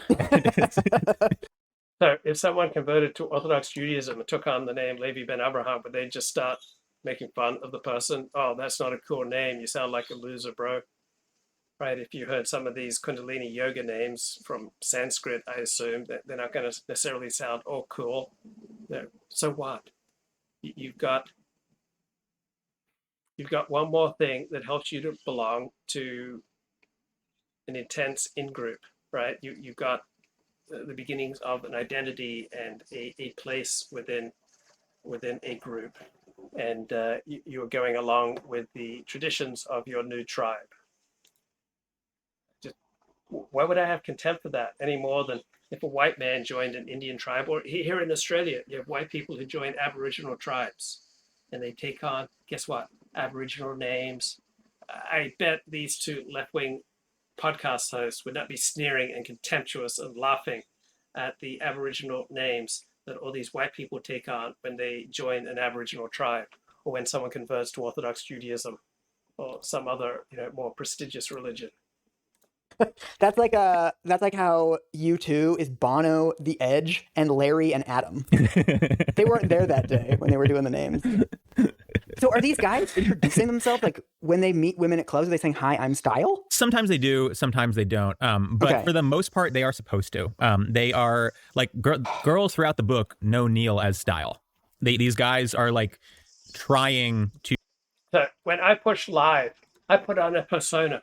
I'm not just the same bloke I was before I pushed live. I don't talk to you the same way that I talk to people at the coffee shop or the synagogue or the garden center. I put on a persona in all sorts of areas of life. When I'm at work, I put on a professional persona. I think that's pretty normal. People put on a persona in all sorts of areas of life. And oh my God, that people might use it when they're at a club or at a bar, when they're trying to meet women. They put on a persona. Seems pretty reasonable to me. I don't think it's something to be filled with contempt about. You have these entirely separate personas, and it's something that you like present to the chick. Oh my God. You know what this is? You know how they deliberately write the Nigerian prince emails to be like really bad so that they don't waste their time with people who are like gonna check it, and you want to get the real dummies, right? Yeah. Oh shit, you're right. Part of this. Well, guess what? In some areas of life, these hosts are the real dummies, right? There's none of us who in certain areas of life are not stupid and dumb. Right? So these two podcast hosts act like they're so superior. But yeah, guess what? When it comes to love and sex and dating and mating, right, it often touches on very primal parts of us that completely bypass the rational brain, right? And so sometimes we act out of animal instinct, not just with regard to dating and love and sex, but with regard to all sorts of areas of life, right? The lizard brain isn't inherently, inferior to the prefrontal cortex, which powers the rational brain. Feels like this is fulfilling the same purpose, that like there's a huge number of people who the minute you introduce yourself as fucking hi, I'm Grimble at a bar are just like, okay, have a good night. Right. If some guy introduces himself as Juggler after taking lint off your top and you don't break into a full sprint in the other direction, then maybe you're a little more susceptible to the tactics of the game. That's the thing. And then it's this like survivorship bias where like well, guess what? All of us are vulnerable to tactics, right? You may be vulnerable to tactics in the dating game. Other people are vulnerable to tactics in salesmanship. None of us are beyond manipulation, right? These two talk as though they are beyond manipulation. They would never manipulate others, right? These sort of tricks would never work on them. Well, guess what? There are tricks that work on all of us, right? There are people who have our number. Like all of us can be fooled. Or all of us have our weak points. All of us can be flattered and effectively manipulated. All of us are vulnerable. People who need people are the luckiest people in the world. Anybody who makes it past the Grimble stage is like, you don't actually have to be that charming at that point because they're just like open to sort of whatever weird experience is going to come next. It's true. Yeah, let's just have contempt for these people who are trying to do the best they can with an inferior deck of cards to what you were dealt. So let's write ethical pickup. Chapter 1, introduce yourself. Hi, I'm hoping to start a sexual relationship with you. Do you consent to continue our interaction? And then you have to ask every step of the way. Is it all right? Do I have your permission to buy you a drink?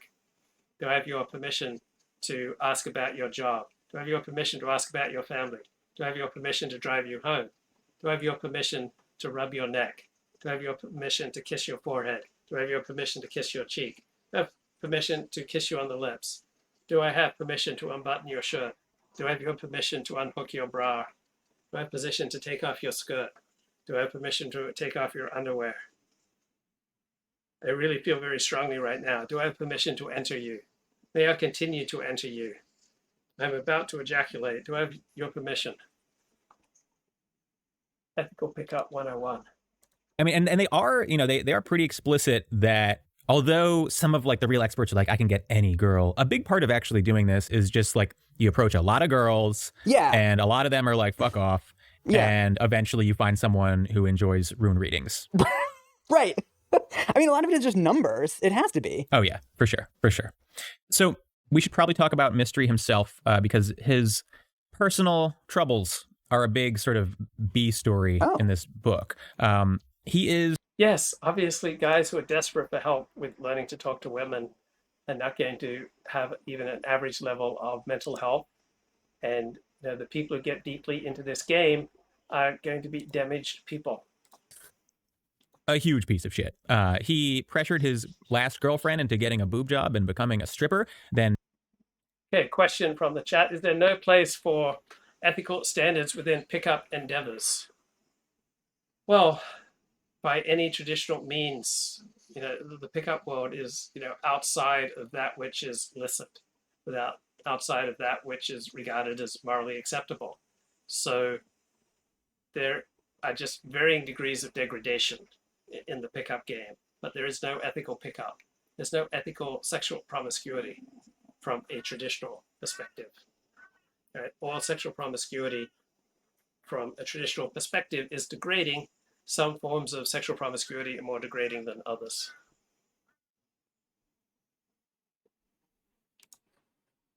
So, for example, if you sleep with a woman and then murder her, that's particularly heinous. Dumped her when she wouldn't have sex with other girls. Okay. If you guessed that perhaps someone like Mystery is more interested in controlling women than attracting them, Congrats. It is you who is, in fact, the master of psychology. At one point, they are in bed. Well, guess what? Mystery is a deeply flawed human being who is vulnerable to other people, who sometimes gets manipulated by women, who sometimes is degraded by women, who sometimes taken advantage of by women, who is betrayed by women, who is deeply hurt by women. It's not like any of these pickup artists are just invulnerable, right? I've interviewed thousands of people, and one factor that struck me in virtually every interview is that everyone has considerable areas of vulnerability. Everybody up close seems much more vulnerable than they did before I met them. Grade, and there's a little story about Mystery getting a girl at the bar infatuated with him, and she starts calling him and stuff like that. And I think you're supposed to be sort of impressed that like this girl met him for a brief period of time and is now obsessed with him. It is later revealed that she is 17 years old. Oh, yeah. Mystery, for reference, is I believe in his late 20s at the. Okay, so in some places the age of consent is 14, other places 15, other places 16, other places 18. Right? There's not a huge difference between a 17-year-old and an 18-year-old unless you're in a particular jurisdiction where that makes it a crime. But it's not more or less moral if the jurisdiction says that the age of consent is 14, 16, 18, or 21. Right? Secular law does not make something inherently, more moral or less moral. Well, maybe a little bit. But plenty of 25-year-olds don't have a mature mind yet. Right? Plenty of people who are 27 are not suited for sexual promiscuity. Once you start entering the world of sexual promiscuity, you have left moral standards behind. Right? You are just entering a world of varying degrees of moral degradation and social disruption. This point, maybe a little older. Yeah. So yeah, I would say that it's actually not impressive to get a 17-year-old to be a little bit obsessive with you. In fact, every 17-year-old is a little bit obsessive with everyone they have a slight crush on. That's the whole point of being 17. Yeah. It's a big part of why it's so fucking gross to hit on 17-year-olds. Yeah. It's one of the reasons we don't do that. At one point, Neil is asking for advice on hooking up with a girl that he actually likes. And Mystery's advice is to get her alone and take his dick out. Just take your dick out and start jerking off. So. What, is there a prop for that? I feel like that's probably in the bag of like a little puppet or something. This is only the props God gave you for this one. Mystery is also very clearly emotionally unstable. The book opens up with a flash forward of a mental breakdown he's having. There are scenes where he. Yeah, the whole book, the whole scene is filled with mentally unstable people. Mentally unstable people are the ones who are most desperate in need of tools to connect with other people. Right, so this is not a group of cardiologists. Right? This is not a group of academics. He references his abusive father in ways that make it clear he is not well and could use some therapy. At one point, he snaps, "Don't tell me what to do. My dad used to tell me what to do."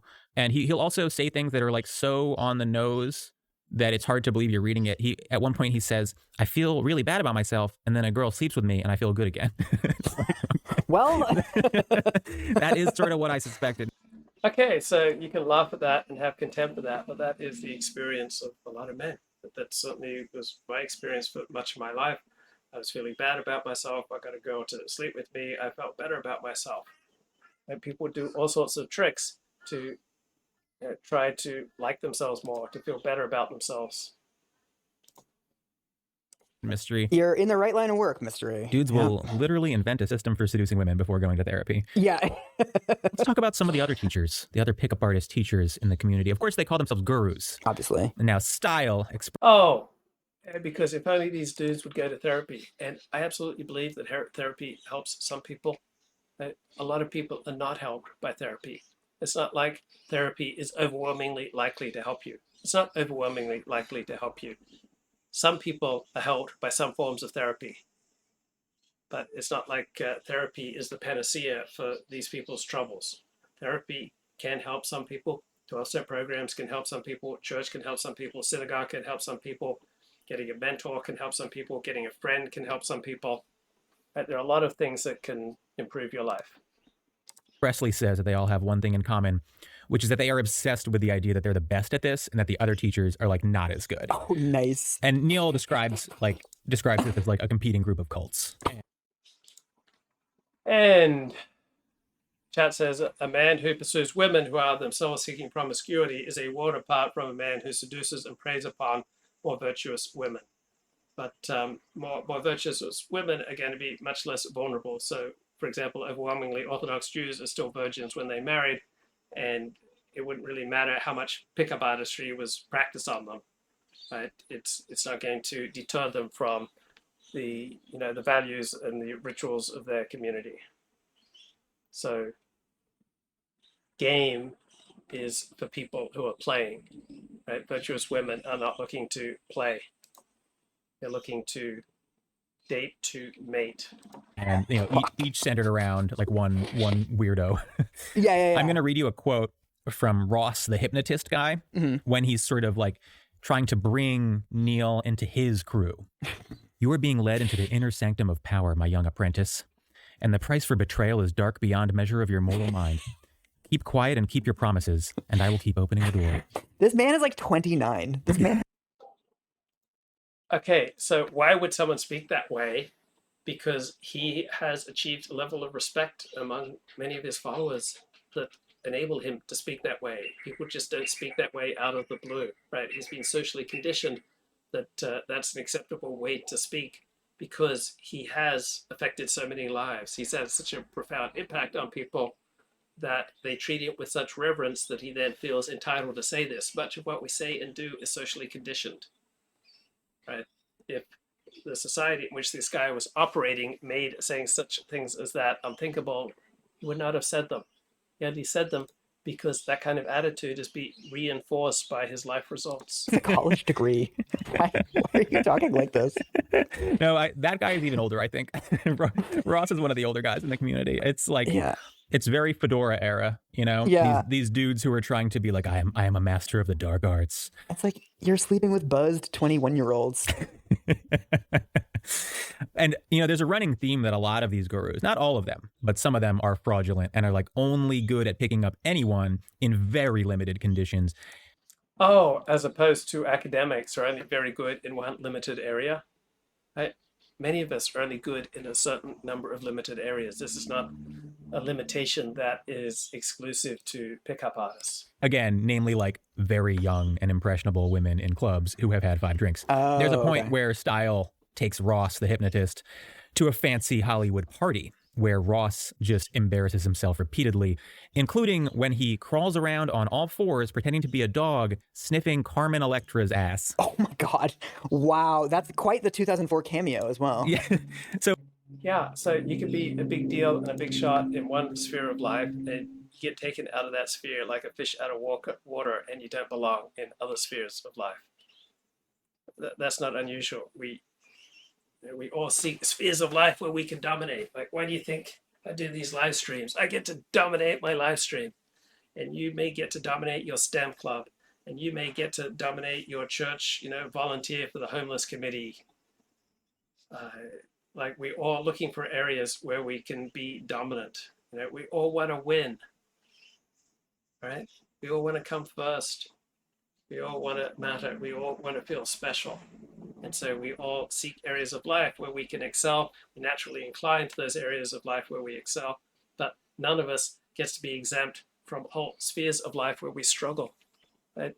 The mighty in one area of life are absolutely pathetic in a different area.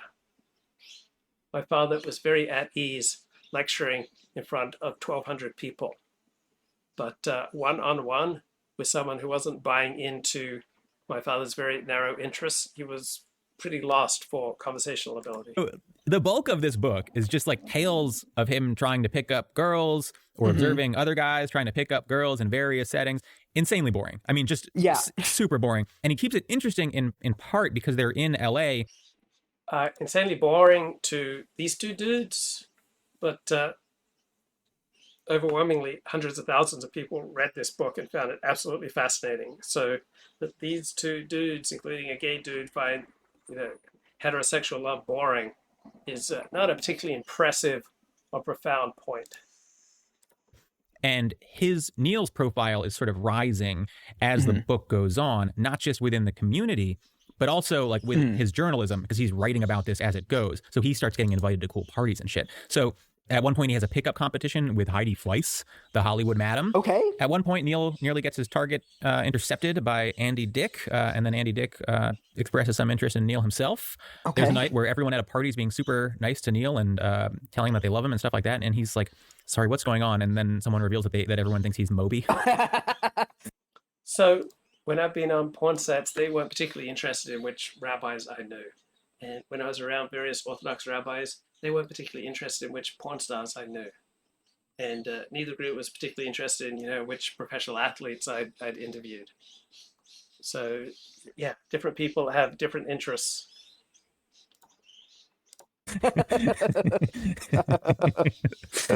There were only 2 bald white dudes in LA at that time, so I'm sure that happened a lot. He's doing interviews as his part of his job as a journalist, and he's interviewing celebrities like Britney Spears. What? And he's using like pickup artist techniques to get them to like open up. Okay. Right? And it's sort of working. Britney Spears likes him. He's like, is that lint on your overalls? She's like, I love you, Neil. I'll tell you everything. It's amazing that Neil Strauss is able to use pickup techniques on stars like Britney Spears. I mean, that's amazing. That's just legitimately, non-ironically amazing. That is fascinating. And these guys just think it's ludicrous and absurd, and they have nothing but contempt for something that most normal people would find interesting. But they're just above the concerns of ordinary mortals. He meets Courtney Love for a piece. Okay. They end up hitting it off, and she comes and crashes with him and his friends for a bit. Okay. And again, this is like 2004, so I don't know if you recall, but we're talking about like the dead center of a very public struggle with addiction and mental health in Courtney Love's life. Yeah. But again, for the most part, the book is just countless variations of the same basic dynamic. Like they show up somewhere, there's a blonde hottie with fake boobs, and someone tries to pick her up with varying degrees of success. There's also the thing where clearly Neil Strauss is like a charming, intelligent guy. He starts off the book saying like, I'm a dork who can't get laid, but he's also, Yeah, so pickup artists and their followers are awkward, deeply damaged people. And what type of people do they pick up? Equally damaged, right? It's not like virtuous, strong, withered women are hanging out in bars, talking to strangers and going home with strangers. We're talking about a community where damaged people form bonds and then blow up bonds with other damaged people. Right? This is not a pickup game that is going on at church or synagogue. I think a very likable, intelligent, educated guy with a cool job, people will be interested in someone who's... What about prolonged eye contact, 40? How long is too long? More than about 2 seconds, maybe 3 seconds at the most is too long. But if anyone is holding your eye contact for, say, longer than a second, probably an IOI, an indicator of interest. But I know I have discomforted many people with too prolonged eye contact. So I think depending on the level of intimacy that you have with the person, right? The more intimate you are with the person, the longer it's appropriate to hold eye contact. But if it's with a stranger, definitely no longer than 3 seconds.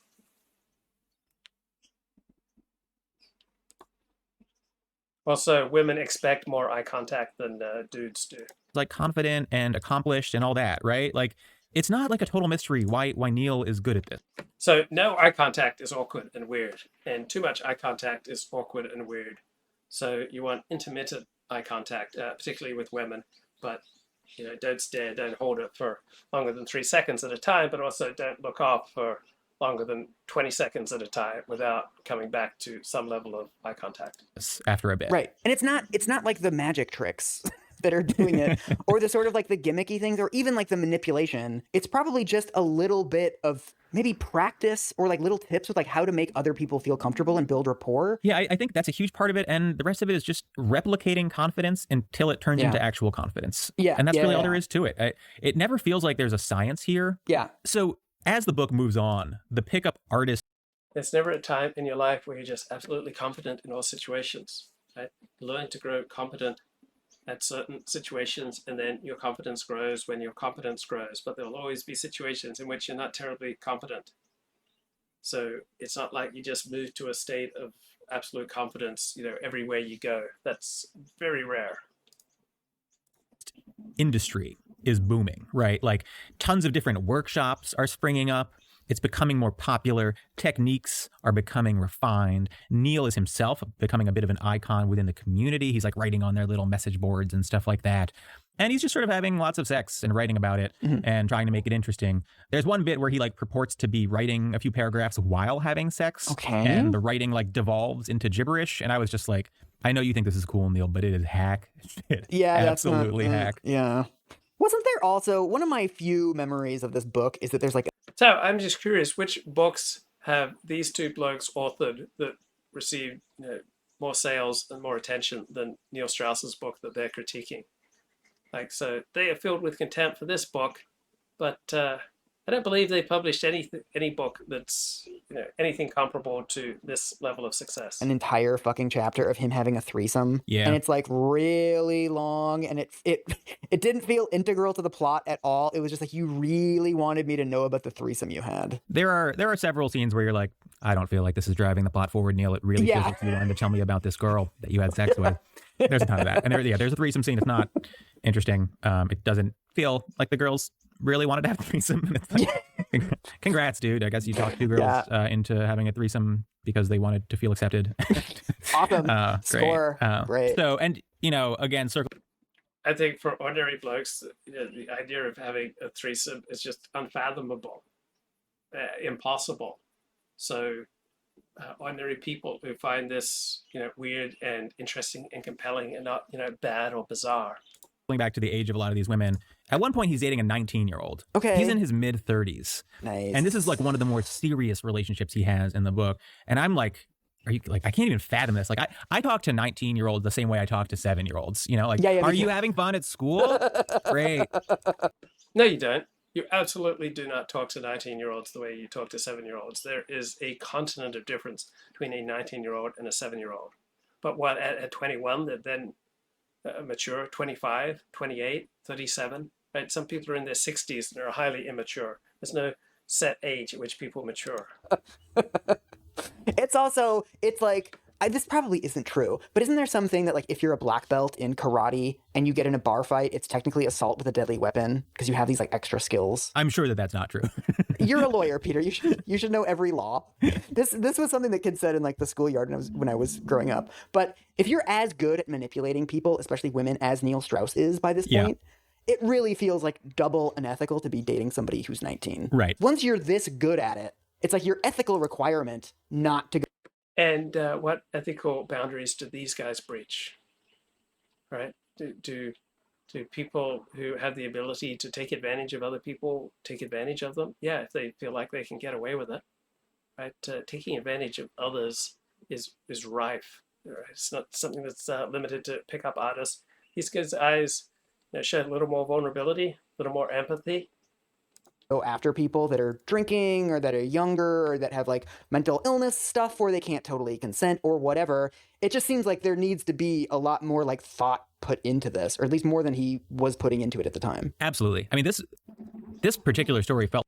Yeah, people should be putting more thought into their promiscuous sex lives. Right? The traditional perspective is that sex is fire. Because it is so dangerous and so consuming, so primal and so powerful, you restrict it to marriage. Right? Expecting people to be just so thoughtful, so ethical about their promiscuous sex lives from a traditional perspective is absurd. But yeah, liberals want you to have ethical swinging, ethical pickup, ethical BDSM, ethical gay sex, ethical kink. From a traditional perspective, this is ludicrous. Like the girl lives with her parents and she has like a 1-year-old baby. The father's out of the picture, and you're just sort of like, is this like, Neil? Are you fucking kidding me with this? Are you fucking kidding me? Look, once you say it's okay to have sex outside of marriage, there's no significant gradation between having sex with 17-year-olds, 18-year-olds, 19-year-olds with a 1-year-old kid, right? It's pretty much all on the table once you unleash the sexual genie and let it fly free at the marital bottle. It's all on the table. It's absurd to expect people to be more thoughtful and ethical about such a primal drive. You with this, Neil? It feels really gross. But her shoes looked really comfortable. That's how we got her.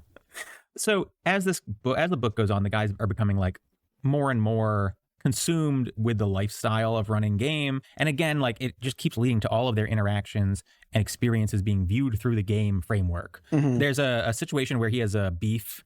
Yeah, people who enjoy live streams, right? People who enjoy dissident politics, right? If it's the greatest source of meaning and fun and pleasure and oxytocin and dopamine and all the reward hormones are going to do it more and more and more, particularly if they come from a broken place.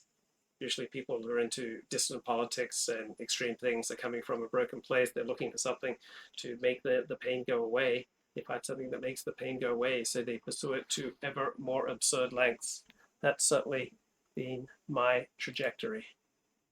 But by pursuing these things to absurd lengths, we're more likely to run into a brick wall so painfully, so profoundly that we recognize that we're going about life wrong. We decide to reset ourselves with psychotherapy, religious conversion, 12-step, getting a mentor, doing things a more traditional way. With a guy nicknamed Papa, and a mutual friend is like, hey, Neil, Papa's using tactics on you. And tactics is just like slang for psychological game. Okay. And Neil's like, okay, well, what's he doing? And the guy's like, well, he's telling everyone not to talk to you. Okay. Like, well, is that what tactics is? That's a high school conflict. Right. I'm pretty sure I saw some girls at first grade recess running tactics in that case. He's calling someone else, but you're on the line, but they don't know that you're on the line. Yeah, it's really sophisticated stuff. He and Mystery and some of their buddies set up a sort of clubhouse in LA, which they call Project Hollywood. It ends up being like less of a party spot, which is what they envisioned, and more of like a hub for aspiring nerdy pickup artists. Yeah. That all falls apart when a girl moves in and she and Mystery fall in love. Then they fall out of love, and then she and another housemate. Yeah, so the deeper question is, how do broken people find connection? Right? How do broken people find love? How do broken people maintain connection? How do broken people maintain love? How do people fill the God-sized hole inside? How do addicts attain sobriety? Right? Until you do these things, then all these other pursuits, such as pickup artistry or dissident politics or attaching to a guru, right? They're not usually going to work out. But how do we help ourselves and help each other achieve levels of real life connection so that our brain and our central nervous system calms down, so that we're able to be present for our relationships, so that we're able to live in reality, have appropriate levels of gratitude for those who've done kind and good things to us. And then when we're that centered, when life becomes more of a joy, then we will naturally look for ways to help other people, and we'll start forming virtuous cycles. Until then, we're going to be running around like chickens with our heads cut off, trying this, trying that, trying anything to help the pain and the disconnection and the dislocation go away. Fall for each other. Nice. The ensuing drama destroys the household. Yeah. And that sort of brings us back to Mystery. We should put a wrap on his story, at least for now, because the book is sort of following his ups and downs, and they are intense. Like his ups are pretty wild and his downs are pretty crazy. I told you he had a sort of... So yeah, 15 years ago, blokes were following pickup artists, and over the past 5 years, similar type of blokes have been joining the Proud Boys or Antifa. Mental breakdown that the book opens with. When he is sort of entering that breakdown, he says that he plans to go to Eastern Europe, find 2 young bisexual women, get them visas, bring them to Canada to be strippers and magician's assistants. And Neil is like, okay, well, my quest for self-improvement has led me to white slavery. And that's where we are right now. As plans go, it's not great. And to be clear, just so everyone feels better, at no point does Mystery take any steps towards that plan. Okay. It's less of a serious plan and more of just a signal that he's falling apart a little bit. He starts giving away his possessions, including his bed to his sister. He's like, my sister needs a good bed. All right. He's fairly openly contemplating. Yeah, when my life has fallen apart, I've said ridiculous things too. When my life was falling apart, I concocted desperate measures to make myself happier. I mean, I think when we've been in desperation, we've all said and done desperately stupid things. So for my own well-being, I try to stay comfortable, try to maintain a positive, grateful state where I appreciate the things that I have in my life, where I'm grateful to the people who've been kind to me, And from that grateful perspective, I tend to operate more in reality and have easier and happier connection with myself and with others and make better decisions. Murder, suicide of his father. He does not do that because Neil gets his family to intervene and put him in the hospital. It is wild that VH1 read this and was like, let's give this guy a show. You know what? I was going to say the producer who read this book and was like, oh, yeah. Just imagine there might have been irresponsible TV producers. Shocking. So is social media more a cause of increased anomie or more a symptom? So anomie means sense of dislocation. I think it's overwhelmingly a symptom. I don't believe it is primarily a cause. you know what? Let's take this guy who has an obvious wide array of severe mental health issues that he's burying inside a shallow pickup artist persona. Let's give him a TV show glorifying that persona. Right. I mean, that guy is a psychopath unmatched by anyone you read about in the pages of this book itself. Yeah, because Mystery on some level is like kind of a tragic figure. Yes. But then the people who are like exploiting him and are like, let's share his lessons with the world. This like broken man. Right. That's so much worse because it's cynical. Oh, God. The fact that this book, it sort of ostensibly wraps on this sort of like, well, you know what? This wasn't very fulfilling, I guess, you know? Neil falls for a girl who likes him for like his actual self and is like not impressed by this pickup artist shit. And he's starting to doubt whether like pickup artistry is the answer to his problems, right? And so like the last like 40 pages of this book, and it's a 450 page book. Yeah, it's absurd. The last 40 pages or so are just him being like, you know, that was fun, but like it wasn't very fulfilling. And, you know, tale as old as time, right? Someone feels a void in their life and they try to fill it with some shallow pursuit or another. And then they realize that they misdiagnosed the void and can't find fulfillment in the shallow pursuits. It's trite to the point where it feels like hacky and really disingenuous because like his self-awareness, again, it feels a bit performative at times. Like he knows that he's too smart to be. Look, you can reduce all plots in all literature to about 7. I mean, there are various theories about this. So this is a familiar plot. This guy went off on an adventure and then realized that the adventure wasn't the only answer he needed in life. Right? It's not shocking and it's not a hack job either. Right? At various times, we become preoccupied with various pursuits, and then these pursuits run their course, and we realize that we need to move on to something else. Right? So you begin a chapter in your life, you end a chapter in your life. That's what Neil Strauss did. He wrote a book about beginning and ending a particular chapter in his life. Seems reasonable and responsible to me. Taking this all too seriously, and he needs to show some self-awareness. So like he'll talk about how shallow this is, how this is all an outgrowth of insecurity and doesn't address the underlying problems. But like, yeah, you just wrote for like 250 pages about all the pussy you got, and it was like very clear that you enjoyed yourself writing about it. You know, he's giving himself an arc, right? But ultimately, he's essentially publishing a guide to how to do this. Yeah, and I think like to some degree, it's hard to tell whether the arc was real or whether he was like, well, I just wrote about how I turned myself from a dork into a cool pickup artist. And like, you don't want to end the book with like, well, that was cool, and I'm cool now. See you later. Like that's you have to have something a little deeper. And of course, like the marketing is all about just like, here's how you pick up chicks, right? And it gets glommed onto by pop culture, and they, of course, skip over any life lessons or moral implications. They glorify the pickup artist concept. Mystery gets his TV show. The tactics. And it becomes an online marketing course. So why is there so much pickup artistry business? Why is Neil Strauss so successful with this book, The Game? Why was he so successful with his online course? Because it's meeting a incredibly intense need by hundreds of thousands of very awkward men who are unable to connect with women, to date women, to mate with women. All right. Neil Strauss is meeting a need for people who have less in life than the two blokes who are critiquing the book. And you can take the information and abuse it.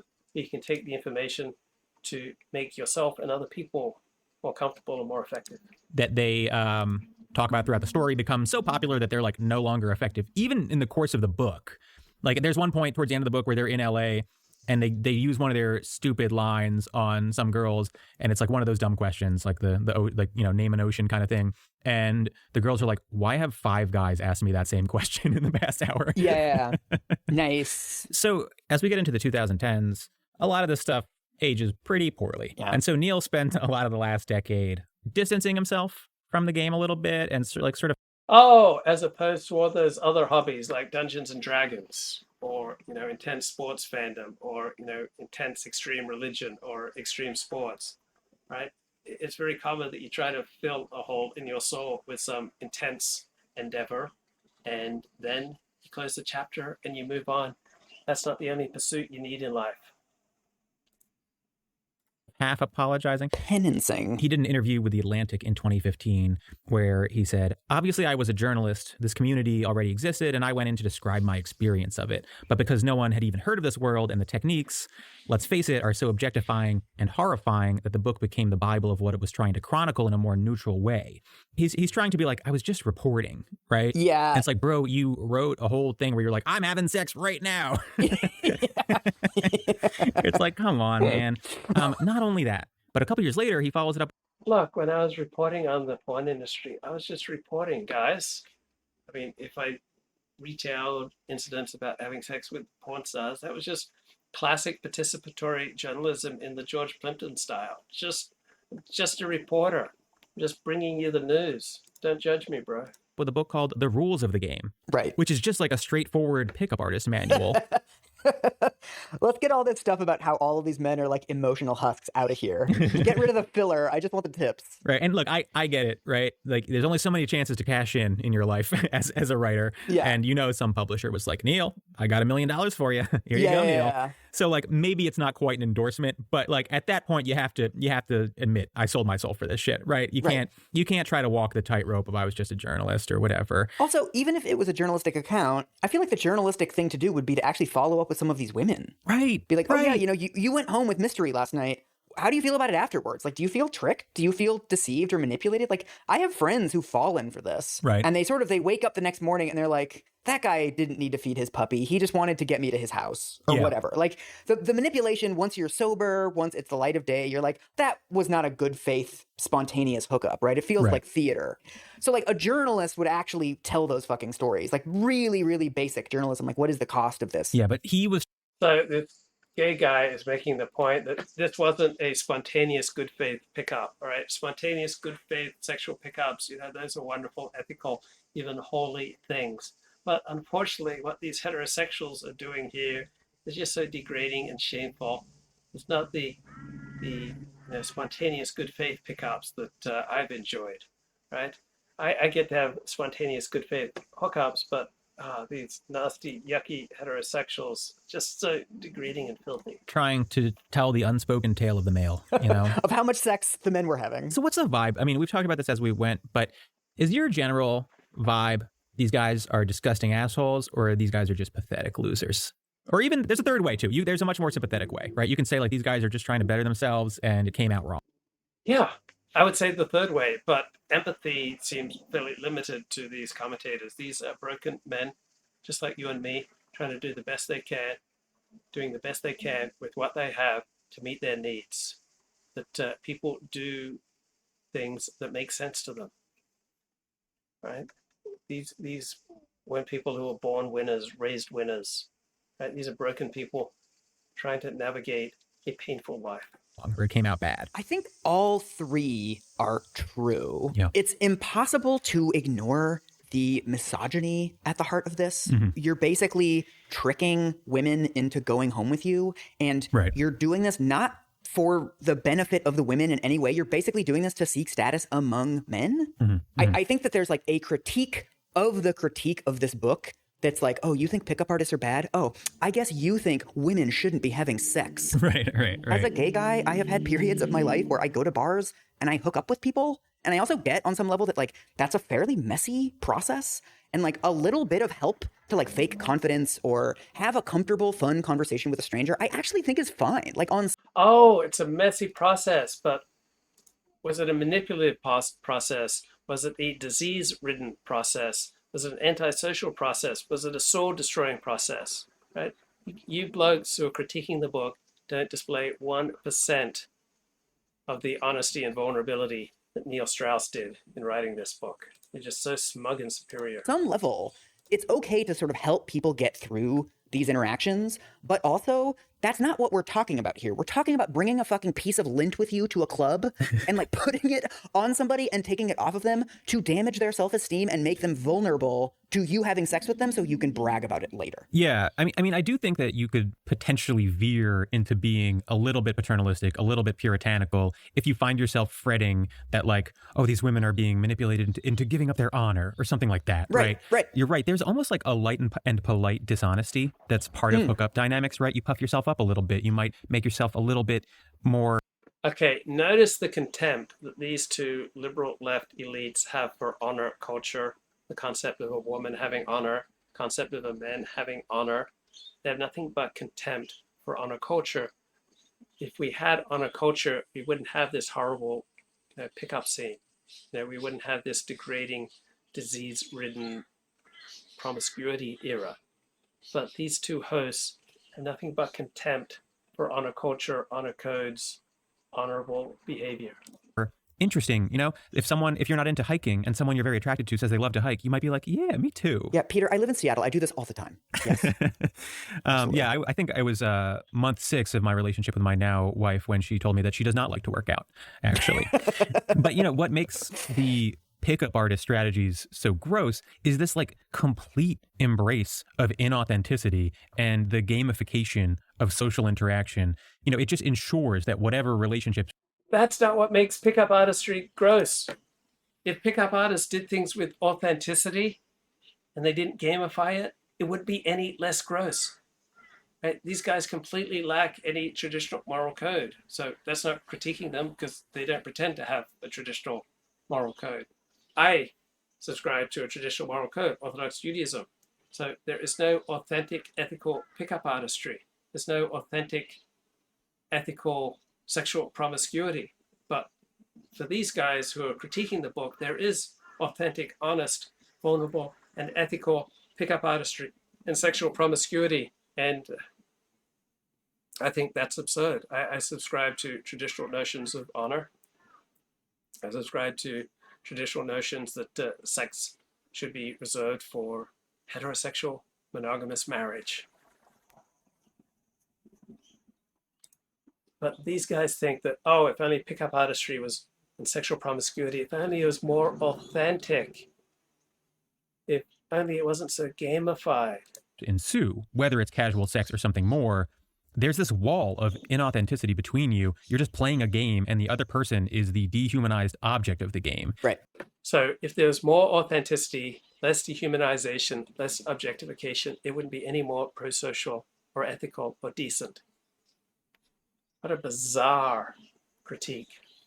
And I think in a world where we are all constantly searching for human connection, there's something like particularly awful and sad about that. The whole idea of it is misogynistic to its core. Right. On the other hand, I do think that like there's a large...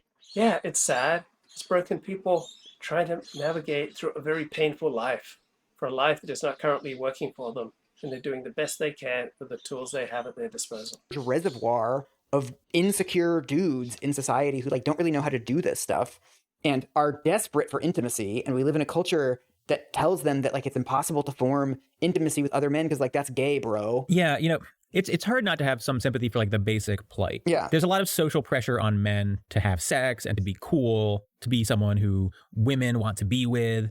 And society views sex as like something men earn and women give up. Right. A dynamic that is like unhealthy for everyone involved and has caused untold strife from negging to wars. Yeah. Oh, so it's only our society who think that sex is something that men earn and women give up. So other societies don't look at it the same way. I think most societies look at it this way. Most societies understand that female chastity and virginity is to be protected and to be prized.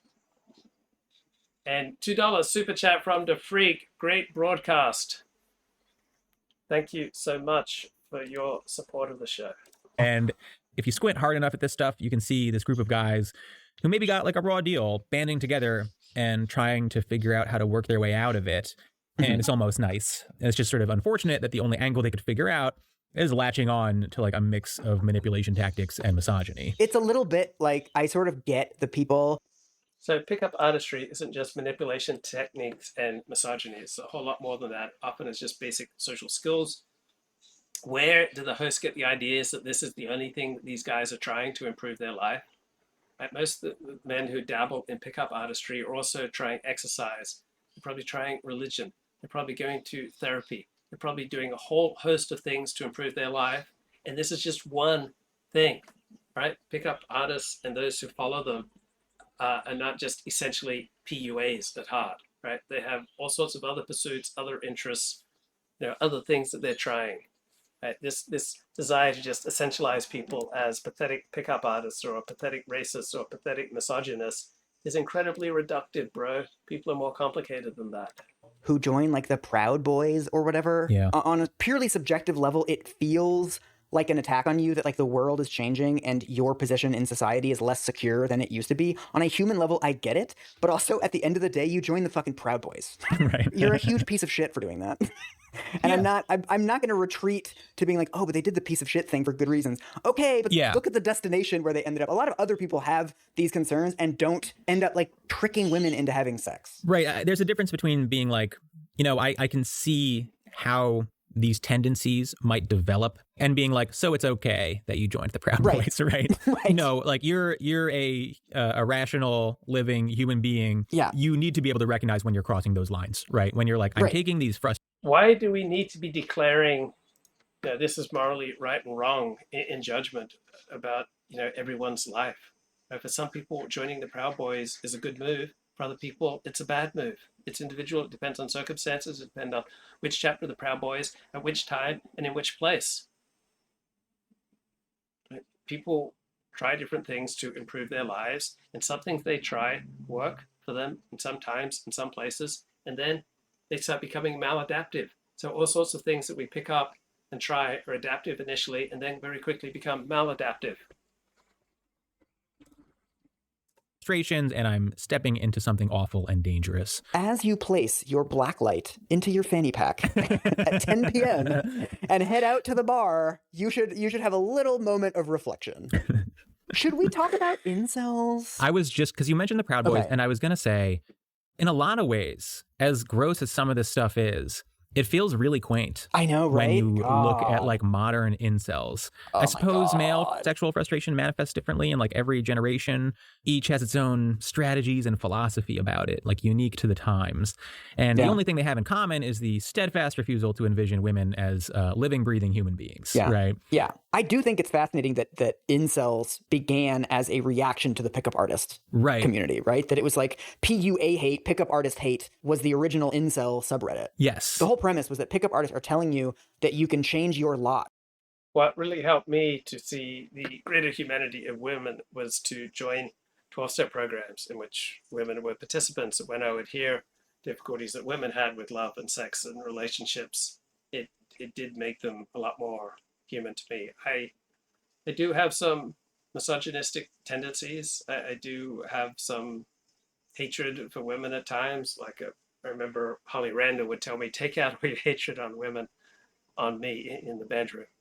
So I had some complicated early relationships with women in my earliest, most vulnerable years, and I was smacked around and physically knocked about quite a bit by some women in my childhood. And guess what? I formed a reaction to that had a little bit of anger towards women. And I needed to get help for it. I needed to get therapy. I needed to get 12-step help. And some of those unhealthy tendencies are still there under the surface. I don't have it all worked out. Right? That if you do this peacocking and negging and all this kind of stuff, you can score chicks. And then the incel response was like, no, it's never going to get better. Right. The pickup artists are saying, like, look, we're dorks, but with some strategies, we can move up in the social Right. pecking order. We can become cool dudes who get girls. And the incel generation is nihilistic, right? Yeah. They are like accepting that they're society's losers. And instead of trying to break out of that, they just dwell in their rage about it towards women and towards society. Yeah. It's a sense of entitlement, right? It's like very Yeah. literally, they're saying like, these guys are trying to give us these elaborate systems for hooking up with women. Why the fuck should we need that? Yeah. Like, why do we have to do this, right? Which, by the way, is like not the worst, most unreasonable question. It's not an unreasonable question because men are entitled to sex. It's more that like, you're gazing out upon this like kind of bizarre social order that governs sex in our and relationships in our society and being like, what the fuck is all of this? And I do think that's kind of a normal reaction, you know? You just have to take it to a healthy place. This is how I look out on like straight dating norms. I'm like, what is this? This is like a fucking nature documentary to me. Right. Yeah. So yeah, I mean, both of these groups are holding out their lack of sexual success as a grievance, but the incels believe that it's an injustice, right? Yeah. And so their solution is not to improve themselves, to like develop some game or whatever, but to lash out violently. Yeah.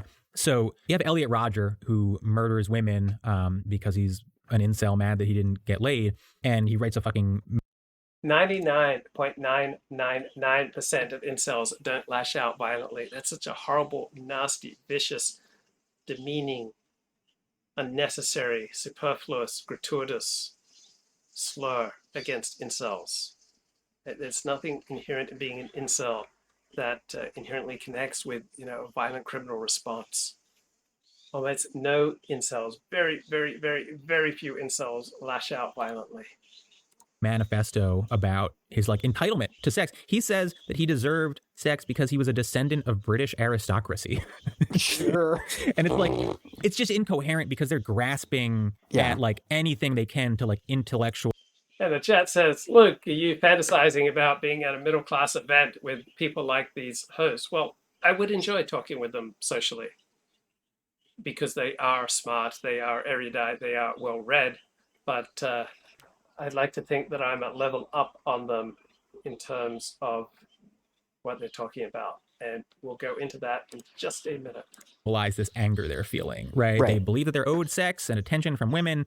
And yeah, no need for self-improvement. All you do is just stew in your anger about not getting what you believe that you're owed. It's really bleak that we're at this point with like relations between the sexes, and especially the crisis of, I think, like straight white dudes, where it's like, I'll take the raging misogynists because the other option is fucking mass shooters. Oh God, yeah. It's where, you look at something like negging and you're like, wow, that is just an awful way to look at like human communication. And then you look at the incels and you're like, actually, maybe it's okay. I don't know. Keep negging, guys. You're fine out there. Maybe we let them neg. I don't know. The only truth is that whatever solution men come up with for these problems, it will not be good for women. It's just a matter of where on the spectrum it lands. Oh, yeah. This is all about, how terrible things are for women. Okay, let's go a level up on this discussion, right? That was kind of pathetic. Is there say a deeper way of understanding what's going on here? And I think there is, and I think it can be found in a great book by Ronnie Goodman on conservative oppression. So a key giveaway in that liberal critique was their disdain for honor, because having honor and subscribing to an honor code is perhaps the best antidote to the degenerate world that they were describing. So there was the United States Supreme Court case, United States versus Virginia, which held that it was unconstitutional for the Virginia Military Institute to exclude women. Well, maintaining men-only spaces is one of the healthiest things you can do for society. Men need spaces where they can just be with men and have an honor code. So Justice Antonin Scalia wrote in his objection to the US Supreme Court ruling, it is precisely the Virginia Military Institute's attachment to such old-fashioned concepts as manly honor that has made it and the system it represents the target of those who today succeed in abolishing public single-sex education. So writing for the court, Justice Ginsburg assumed the posture of the hard-nosed technocrat, painstakingly scrutinizing the facts before her, asking how much evidence is required to prove that women cannot adapt to a VMI education. Let's go a level up here. Justice Scalia says the narrow terms of equal protection review conceal the true stakes. It's civil rights legislation from the 1960s now being extended to male-female relationships that is just destroying freedom of association. Those who push to overturn VMI's historical traditions are not primarily aiming at uprooting irrational preconceptions about women's capabilities. Right? Their primary agenda is social engineering. They want to discredit the whole idea of honor codes. They want to discredit an ideal that they despise as archaic and benighted, just like liberals despise conservatives as medieval and archaic and benighted. So this whole concept of manly honor, which would be the solution to many of the problems that we've been talking about for the previous 2 hours, right, is simply incompatible with this liberal left hygienic conception of life. Right? Traditionalists are more at ease that human beings are not basically good, are not basically hygienic, that we're not basically buffered, meaning that there is like this protective, coating between us and others so that we're not affected by, other people's sexual choices. We understand life is messy, it's not hygienic. So liberals say, oh, we don't believe in manly honor because it's sexist and inequitable. But what they're really trying to do is impose upon us their particular partisan cultural ethos, right? It is male individuality, it is male exuberance, male aggressiveness that from a liberal left perspective, like those 2 blokes we just heard, must stringently be curbed and disciplined to meet the requirements of bureaucratic success. So bureaucracies are more hospitable to the effete androgynous males who fit the feminist mold of manhood, right? We just had a podcast with 2 effete androgynous males, right? And they work very effectively within bureaucracies because they fit the feminist mold of manhood.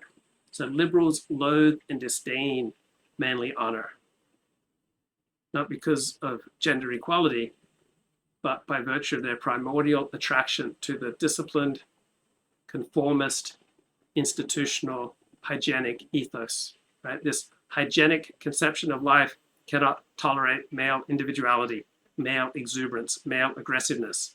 They condemn this as dangerous, primitive atavisms that threaten our rational, hygienic social order.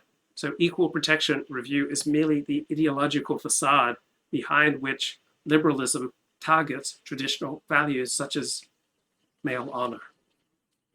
So conservative claims of cultural oppression see the political emerging out of the ostensibly apolitical equal protection. So the liberal elites contrapose equality to inequality, but traditionalists see a contest between the elite supposedly higher civilization or hygienic civilization and conception of the self and the half-savage relics of past times, meaning conservatives, traditionalists.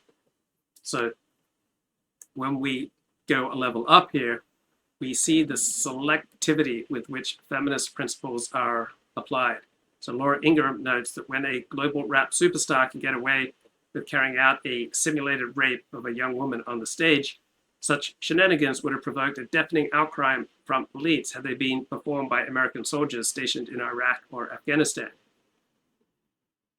So liberals assess social ills against the backdrop of their own parochial partisan tastes and sensibilities. And when the military, say, rejects these tastes and sensibilities, right, liberals will condemn manly honor codes, violence and sexism, right, as just uniquely nefarious and brutishly animal.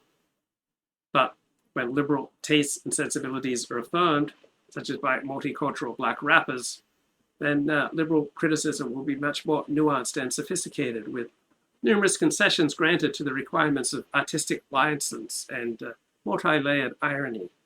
So the liberal agenda cloaks itself in these moral abstractions, but they are selectively applied to discredit the morality, the worldview, the ethos of ordinary Americans, because the ethos of ordinary Americans are an affront to our liberal elites.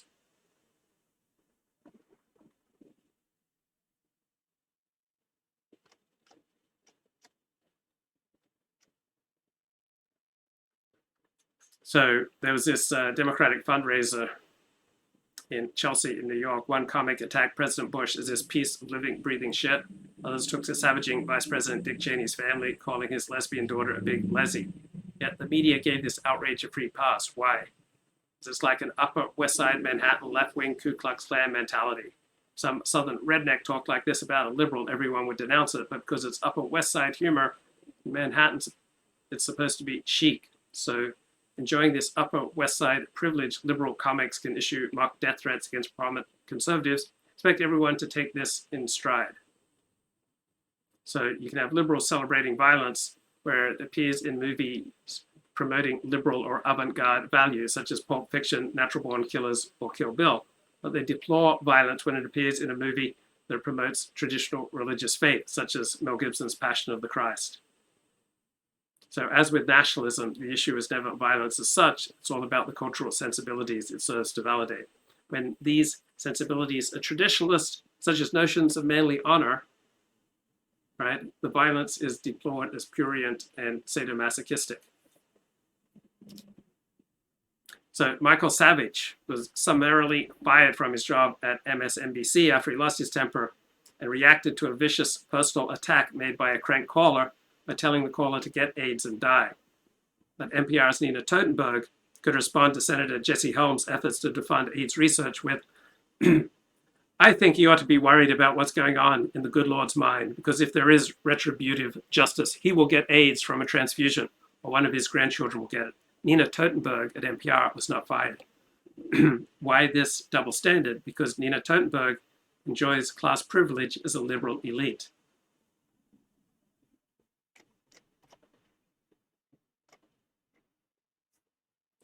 So let me play a little bit here. Oh my God, I don't have my place. Oh, irresponsible of me. So I'll play some Bob Wright, Mickey Kaus predictions. Oh, where should we begin? We had agreed that we were each going to... I do have 8 predictions. You have 8 predictions? You got to save some for the parrot room, man. We don't have... Oh, that reminds you, I forgot to start the timer. I'm going to do that now. Mickey, you got to exercise some discipline, man. Okay, I'll Okay, I found my place. Decoding the Guru. Interview with Coffeezilla, the YouTube investigator Coffeezilla, talking about Sam Bankman-Fried, crypto scams, NFTs, and influencer guru dynamics. People, the like online figures or celebrities or like CEOs talking, the way that they talk is really, really similar to the gurus that we cover. And like when they're asked direct questions, their tendency to, you know, kind of be able to just fluff around, like kind of almost like dancing, waving their hands.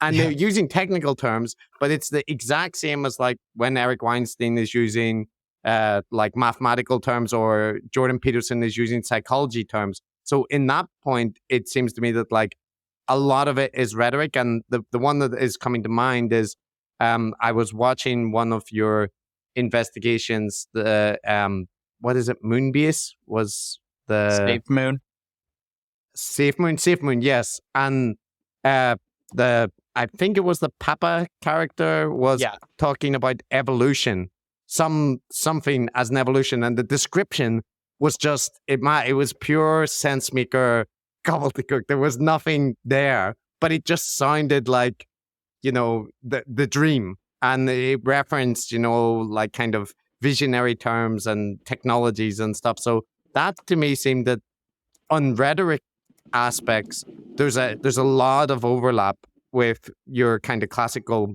guru figures or even, you know, cult leader types. Yeah, I think it's really interesting how you don't actually have to be that sophisticated to appear sophisticated to the unfamiliar, the uninitiated, I guess you would say. I mean, you could absolutely not know what you're talking about like in the case of crypto especially, and you can just blast people with jargon and just blow them away with nothing, with absolutely nothing insightful to say. And I think that's what's been interesting is watch.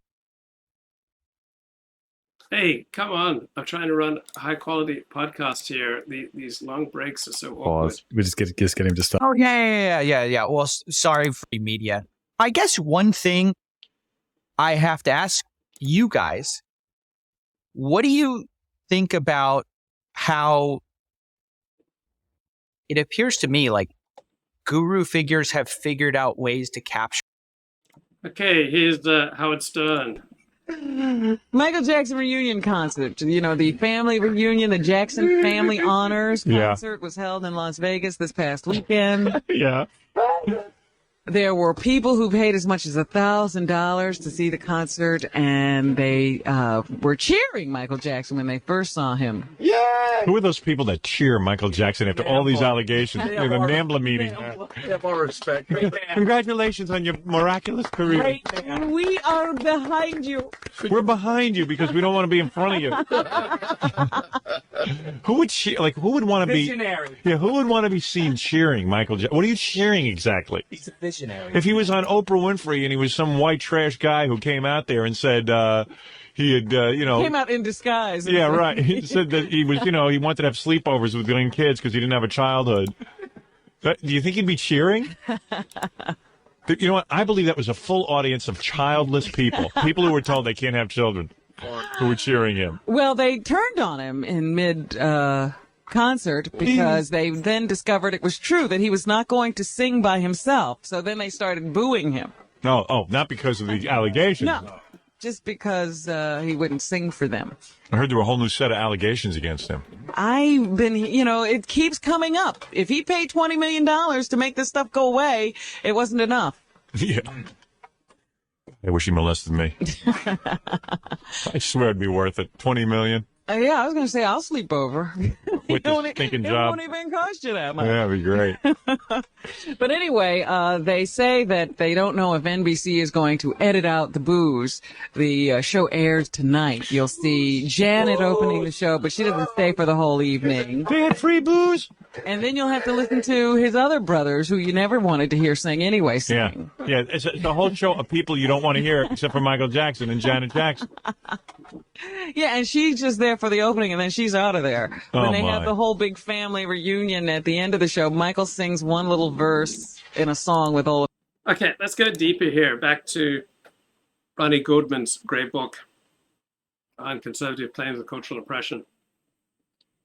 So, the secular, morally libertarian culture pushed by liberal elites unfairly advantages them at the expense of those who can at least do without the traditional morality and religion of which these elites would deprive them. So Robert Bork warned us, persons capable of high achievement in one field or another may find meaning in work. They may find community among colleagues. They may not particularly mind social and moral separation. Such people are unlikely to need the more sordid distractions that popular culture now offers. But large segments of the population do not fall into that category. For them, the drives of liberalism are catastrophic. And I remember reading Adam Smith's 1776 classic, The Wealth of Nations, where he makes the point that there are many vices that the middle and upper classes can indulge in with very little negative effect. It would be absolutely ruinous to someone of the lower classes, who will usually lack the intelligence and the resources of someone from the middle and upper classes. So the liberal libertine vision is advanced by those whose professional stature provides their lives with meaning and coherence, right? Most people have to get their meaning and coherence from wider society, not from their profession, right? So their lives, the liberal elite, have lives of meaning and coherence from their professional stature, but the liberal vision that they are advancing assaults the traditional values that undermine lives for the silent majority. Right? The majority are left more susceptible to debilitating social ills that the elites are privileged to avoid by virtue of their high IQs, high discipline, and large number of resources. Sam Bankman-Fried has parents who put hundreds of thousands of dollars together for his criminal defense. So the tenured radical rails against the repressiveness of bourgeois norms from within the safe confines of the ivory tower. No great consequence for him. But it is a far greater moment when the less privileged and the underclass absorb these adversarial attitudes towards traditional morality and abandon the only values that will save them from a life of crime, drug addiction, illegitimacy, dislocation, disruption, disaster. If conservatives are critical of the underclass's moral habits, this reflects not racism or any other prejudice, but that liberalism has inflicted the greatest damage to those who are most vulnerable, right? A white suburban teenager can indulge in delinquency with relative impunity, such as listening to rap music. But that same level of delinquency will be literally fatal to a black inner city teenager, right? Today's secular royalty of Hollywood liberals, right? They can engage in Dionysian excess, but they feel compelled to export their values not just to the very rich and the very admired, right? They feel compelled to export their values to those who are most vulnerable. Madonna urges her followers to cast off their bourgeois sexual hangouts, but Madonna can then settle down with a husband and kids once she's outgrown her hedonism, but the lower middle class girls from Jersey City who took her advice were not so lucky. So conservatives see liberal elites having a vested interest in perpetuating the cultural pathologies of the underclass. Many members of the black underclass have become essentially the mascots of left intellectuals. And the left's real agenda is to score points against American society by exploiting the underclass as a countercultural symbol of resistance to hegemony. So the new class that reigns within the media, the academy, the professions, and the government is a mirror image of and has a symbiotic relationship with the underclass, which is used to symbolize the new class's embrace of avant-garde values. So the secular progressive crowd, especially the mainstream media, glorifies the gangster rap world, makes money from it.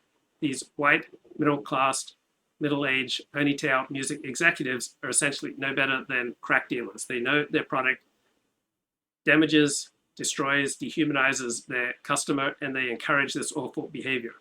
So liberals want to trace the plight of the poor to racism, the excesses of capitalism, the callousness of conservatives, but those of us on the right trace this decline to the cultural ambitions and excesses of the reigning liberal elites. Liberals think that they are tolerant, but this tolerance is a disingenuous facade. It is just another liberal ruse. Moral relativism and subjectivism are not the transcendence of ideology, which liberal narrative tries to tell us, but on the contrary, they are ideological weapons through which to disguise the injuries which the people of fashion would inflict on the common people. So the common people's moral degradation augments the political and cultural capital of the left, no less than the vast armies of low-wage workers augment the profits of the industrialists. So this degradation is simply the currency of liberal ambition. It's merely another way for the anointed to set themselves against the benighted and the morally traditional.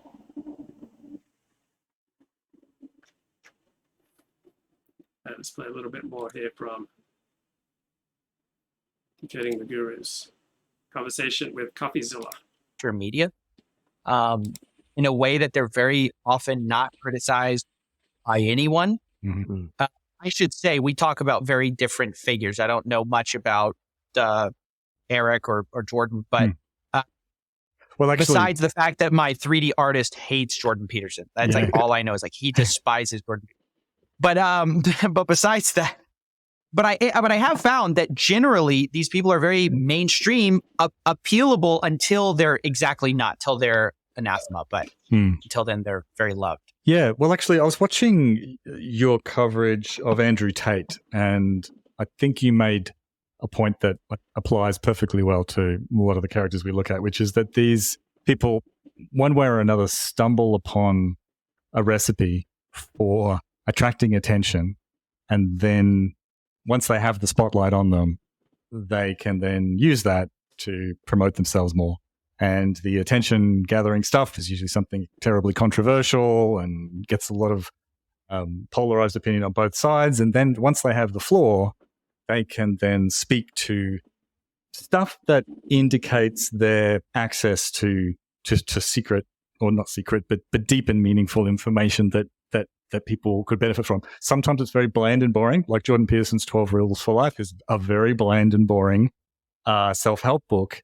Sure. To a large degree. A little bit like you were saying about Andrew Tate's training courses. It's just bog standard. Yeah, a lot of the things that are most important to implement into your life are bland and boring, right? The things that are compelling and exciting, right? Usually not so profound, not so wise, and not so good for you to implement. So clean your room is usually very good advice. It is bland, it's boring. It also may need a little bit of repetition. It may be just what some troubled young men need. Yeah, you don't even know how to judge it. You're like, what am I like? Jordan Peterson and his idea of 12 rules for life and clean your room, much better advice for young men than the pickup artist scene on one side or the incel scene on the other. And like, I know in the case of, I don't know nothing about Jordan Peterson. I know he's like clean your room guy.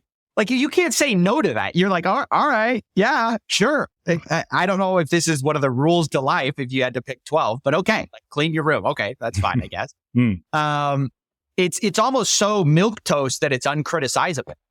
That's what's so strange about it. But then they'll throw in some like wild stuff. I mean, that was like the thing with Tate. He would say some things that sounds reasonably plausible, and then he's like, yeah, men should cheat, women aren't allowed to. And you're like, whoa, wait. How did we get here? Yeah, you didn't, it's very strange. But people will look at the reasonable stuff and they'll go, well, he's a pretty normal guy. Like, what are you talking about? Why do you disagree? You should make your bet. Yeah. You're like, yeah, I think a lot of our gurus play the same Mott and Bailey technique. But I mean, perhaps a figure that sits somewhere in between both worlds is Elon Musk.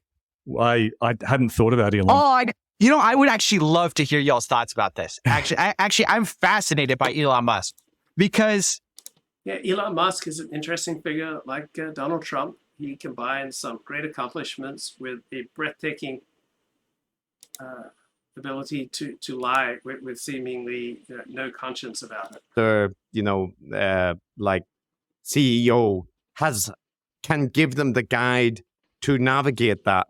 That's like a really powerful narrative and there's lots of occasions where that is also a narrative that applies in an actual thing where there are people with expertise and they teach you how to do something better. I was about to bring that up too. Like, yeah, what's so challenging is that sometimes there is that like thing. I mean, I played jazz piano and it's incredibly complicated. Like the music theory behind it is very complicated.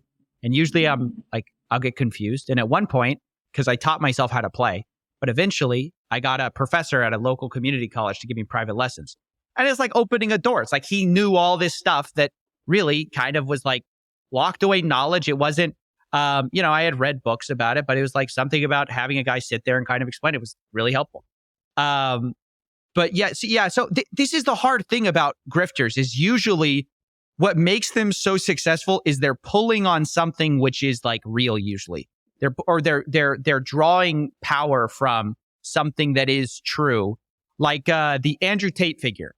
He's talking about, the world's messed up. Yeah, from a certain perspective, the world is messed up. Like you can draw a lot of power from that narrative. You can draw a lot of power from the narrative.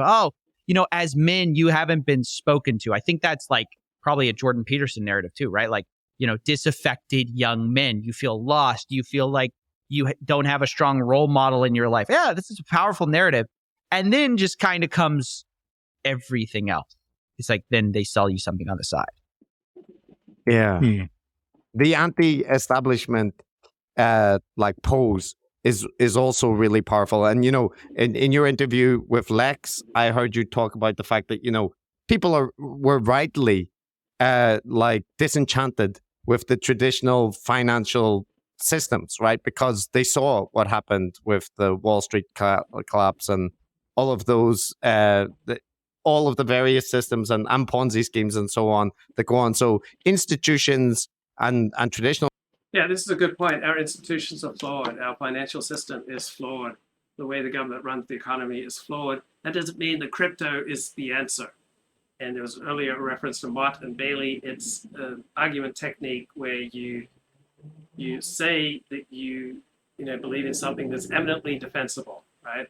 So you just say the defensible part of your argument and try to hide and disguise the much more vulnerable and less defensible part of your argument. So this is a little excerpt from Decoding the Gurus talking to Coffeezilla. Financial systems did seem to be screwing people over. And it's not an unwarranted conclusion to draw that like decentralized currencies which are not tied to like banks and governments would be better and could be this emancipatory force. And that's what in part makes it so much worse. they then go on to screw the exact same people in a new way. There's always a boot, unfortunately. Some people just wanted to be the new boot. The people who were really smart wanted to be the new boot. Some people thought it would get rid of the boot altogether. I think that's fascinating. There was a point that I just wanted to talk about. What were you saying right before the crypto? And repeated question in the chat, what did Jordan Peterson say that was patently indefensible? You'll have to check out some of their previous episodes focusing on Jordan Peterson. Because I've never taken Jordan Peterson that seriously, I haven't committed to memory the stupid things that he said. I haven't never cared enough about Jordan Peterson to try to note down or remember stupid things that he said. But Decoding the Gurus have done a couple of episodes on him. I think it's pretty cogent analysis. Those stuff. Oh, about establishment figures. I'm dying to talk about this. So I read this book called like The Death of Expertise by Tom Nichols, I think. A good book, but it basically talks about how people are increasingly losing trust in like trusted systems, and it's kind of like generic on purpose. That could be the NIH, the health system. We have more information than we've had ever before, and so it's the information explosion that makes us less trusting of our major institutions.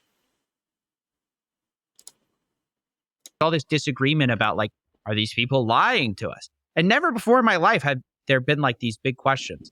What do you think is causing that? Do you think that is like largely a social media emergent phenomenon, or what do you think it is? Yeah, I think that's a real thing that's going on. The death of expertise is linked strongly to the conspiracism and the anti-establishment stuff that Chris was talking about. Those things go together. So you'll see otherwise relatively normal people sort of saying in a cavalier way that all. Yeah, it seems to me that Jordan Peterson has a more positive influence on people than a negative one. That's what it seems like to me. Also, Jordan Peterson shares much of my right-wing politics, so I'm obviously going to be more favorable to him. I do respect the Decoding the Gurus analyses of Jordan Peterson. I think they make some pretty fair points, even though I cannot remember them. All the virologists out there and all the universities are corrupted by the perverse incentives, and they can't say what they really think. When it's just so clearly implausible, it requires a conspiratorial frame of mind to believe that. People have certainly. And Half Deletion says Jordan Peterson cannot have a good influence if he is a liar and a fraud and never held to account. Well, all of us lie. All of us are fraudulent in some things. All of us get away with things that we should be criticized for. So I don't think liar or fraud are accurate terms for Jordan Peterson. I would say he's a human being who certainly talks too much, too carelessly, too irresponsibly, and like it's gone down some unfortunate paths. But I don't think you can just dismiss Jordan Peterson as a liar and a fraud. But I just don't know enough about him. I'm just going to suspect that he's a more complicated figure than either his supporters or detractors would say.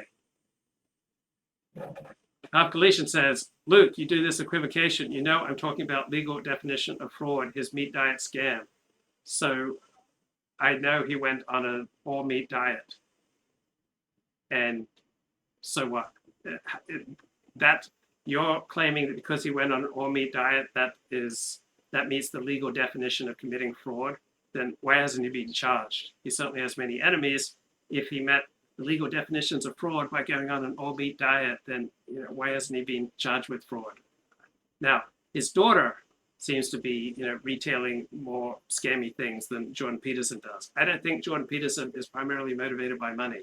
I don't think he's primarily just trying to rip people off and peddle NFTs to people, right? Jordan Peterson hasn't released his own cryptocurrency or NFTs. He lied about his all-meat diet. Right? That does not meet the legal definition of fraud. I don't know how he lied. You're really on an interesting journey, Felicia. Always been conspiratorial, and probably people have always had raised eyebrows at authority figures. But I guess, I don't know, this is just pure. Okay, so Half Galatian is coming into my chat day in and day out to denounce me as ridiculous. So press 1 if 40 is ridiculous. Press 2 if half Galician is ridiculous. Press 3 if we're both ridiculous. Okay, he claimed he only ate meat for a year, and maybe he only ate, what, 60% meat. So what? I don't see how that's particularly serious. He made, unscientific claims for his all-meat diet. Okay.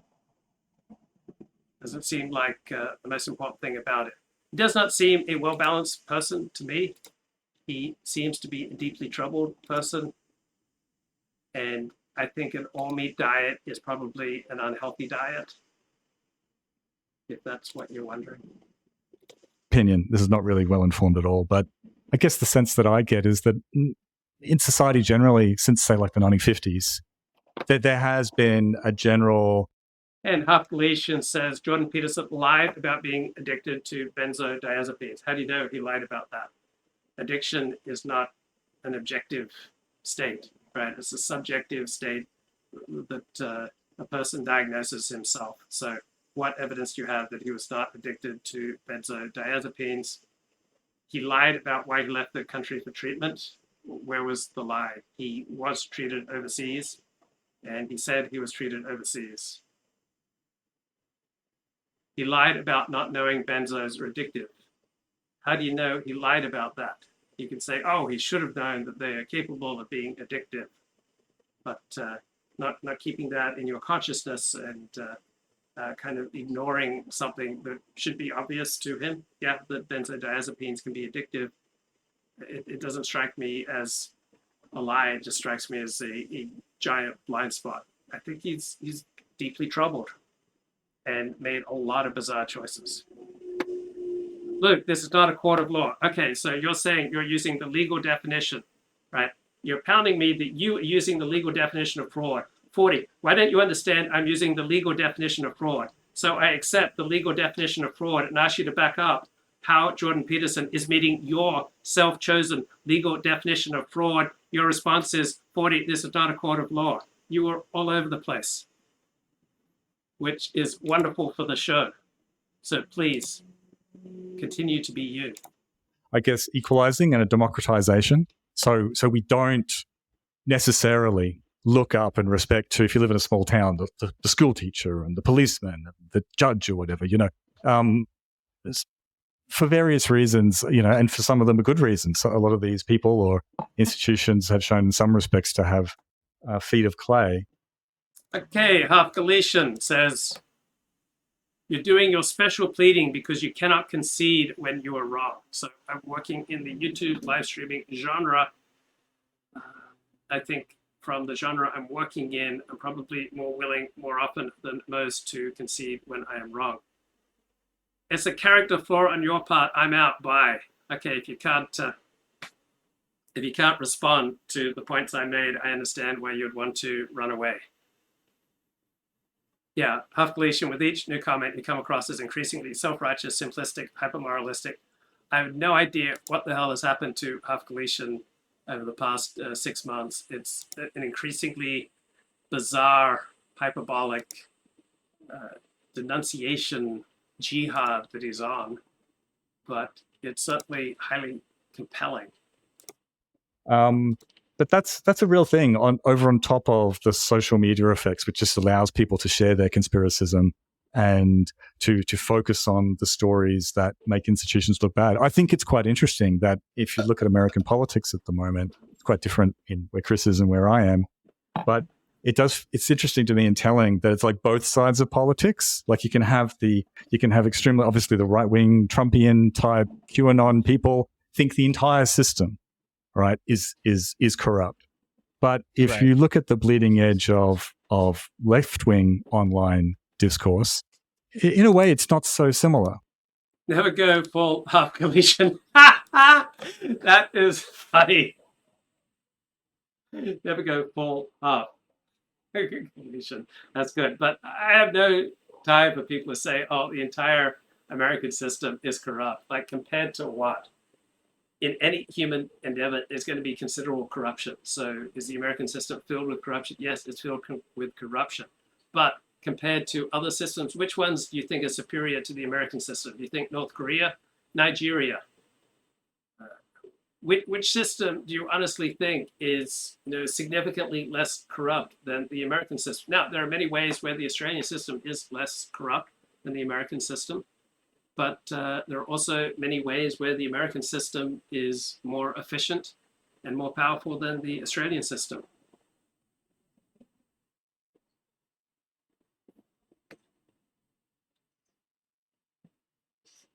And Colin Liddell has joined the show. Colin, good to see you. Colin Liddell, the voice of sanity. I remember one of my favorite Colin Liddell's comments about me is, sometimes I think Luke Ford is the last sane man on the internet, but then I remember he's an Aussie bro, live action role-playing, laughing as a Jew. That's pretty good.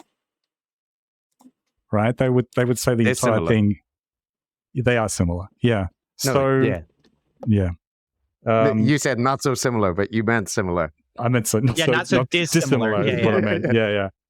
So I feel like it's a real thing that's going on, but that's just You can't do a live stream without constantly misstating things, forgetting words, saying the exact opposite of what you mean, getting passionate about something that you don't know enough about, getting things wrong. This is a spontaneous medium that that places the host and its participants in a situation where they're constantly going to be making mistakes, misstating things, exaggerating things, getting some facts wrong. gut feeling, I suppose. Yeah. Yeah, it has to do. I'm sorry, Chris. Go ahead. No. My thought is still formulating, so please. Colin Liddell says, I'm taking a break from the wall-to-wall anti-Semitism on the millennials and the Quranials. Yeah, so every group benefits from accurate criticism. No group should be held above criticism of the group. And this includes Jews and gays and the transsexuals and blacks and Mexican Americans. Like, we all benefit from accurate criticism. But some on the distant side of politics look at the lacunae, the great gaps in accurate criticism of sacred protected groups, and go a little overboard with their criticism. So I think many distant right criticisms of Jews are accurate and profound, and many are absurd and idiotic. But Jews, like any other group, should not be exempt from criticism. Criticism, when it's accurate, makes us better and reduces tension between peoples. It's still percolating. Yeah. Yeah, I don't know what that is. I mean, yeah, it has to do something with people being able to, I think, Google stuff really quickly. It gives the appearance that all knowledge is grasped immediately, like you don't have to work for it. There's no kind of knowledge behind a degree. You can just look up a study as easily as a doctor can look up a study. So you just assume like, well, yeah, I could do my research just as much as this doctor could. And there's just this appearance that if I can basically read an academic study, well, then I must be on sort of equal footing. And also, so that combined with the fact that it's always the most negative, horrible stories that go viral. You'll never hear like, oh, Remember when Joe Rogan talked about his knowledge of COVID and says he's got a whole PDF on his phone that he's been exhaustively studying all these different academic papers about COVID, and he's got a protocol, and he sends this nurse and this doctor out to his friends with COVID, and he's just really got a handle on the COVID. That's what I'm thinking about here. FBI did their job today. It's like the FBI did something terrible, or our health officials did something terrible. And I think that's really bad. I think you do always have to admit, for the sake of just being fair to the conspiracy people, our officials have sometimes made some horrible miscalculations to lie to the public, thinking that it would just... Yeah, a lot of officials and people in places of responsibility lie to the public for a good cause, right? And it's usually doesn't work out so well. So I don't think lying to the public for a good cause is generally a good idea. But Sandpaper Gate. So 3 Australian cricket players, including David Warner and the cricket captain at the time, Steve Smith, were in South Africa, and they were convicted along with a bowler of him using sandpaper to sand the ball so that the bowlers could get more seam and direction and movement of the ball on the pitch. And then the Australian Cricket Board claimed they did an independent investigation. It was only those 3 players who did wrong. But there's good reason to believe that many more people knew, including people in authority in Australian cricket, and that Australian cricket players have been cheating for years in this exact manner. They just won a test match series the year before against England, where people were noting the amazing turn and seam movement that Australia's bowlers were able to get, because in all likelihood they were cheating and using sandpaper and other illegal tactics to manipulate the ball. So inevitably we're going to find out that cheating is endemic to the Australian cricket team, and that it is being approved of by its managers, its leading officials. So keep an eye out for Sandpaper Gate, coming soon to a theater near you. Be swept under the rug. And what I find so interesting about events like this is that oftentimes they are swept under the rug, but they have this corrosive long-term cost on the public trust that is not immediately obvious, which in the long term is very hard. So you make these short-term optics calls. Yeah, the destruction of public trust has a great deal to do with tactics and rhetoric and decisions made by elites, the destruction of freedom of association, the mass importation of diversity, which means we have less in common with each other, so we are less trusting. Right? The reason that ordinary people increasingly distrust their institutions is not just that the ordinary people are stupid and idiotic and would rather believe in bizarre conspiracy theories, but we've had a lot of mismanagement by people in charge who have earned additional skepticism. Which sound right immediately, and then long term you pay for really badly. That's my thought. Matt, did you want to say? I have something, but if you wanted to follow up. Yeah, I think you'll probably talk to some of those, the issues with, institutions and authority figures, making own goals essentially to decrease trust. I was just thinking in terms of the bigger scope of it, which is if you look at the arc of Okay, so the chat said that Australia's cricket players better come up with a good dance, better than the soccer dance tribute to the Aborigines, or the New Zealand rugby union team tribute to the Maoris. But did you guys see that It's Always Sunny in Philadelphia episode where one of the leading characters came out as gay, and he did it in an interpretive dance to his father? I mean, I'm hearing from people who had tears in their eyes. They were so moved by that episode. But anyway, if you'd like to come on the stream and turn on your camera, do an interpretive dance, then the floor is wide open. This is a place of radical love and inclusion. Global history. It has been an arc towards increasing democratization and increasing sort of axiomatic respect for authority figures. I mean, we literally were ruled by kings and queens who said that they had a mandate from heaven, and there was just no questioning that. So in many ways, it's a good thing, right? It's like the flip side of what is essentially a good thing, which is a democratic culture, which is, hey, I can get in there. I can learn about how ivermectin works or how vaccines work.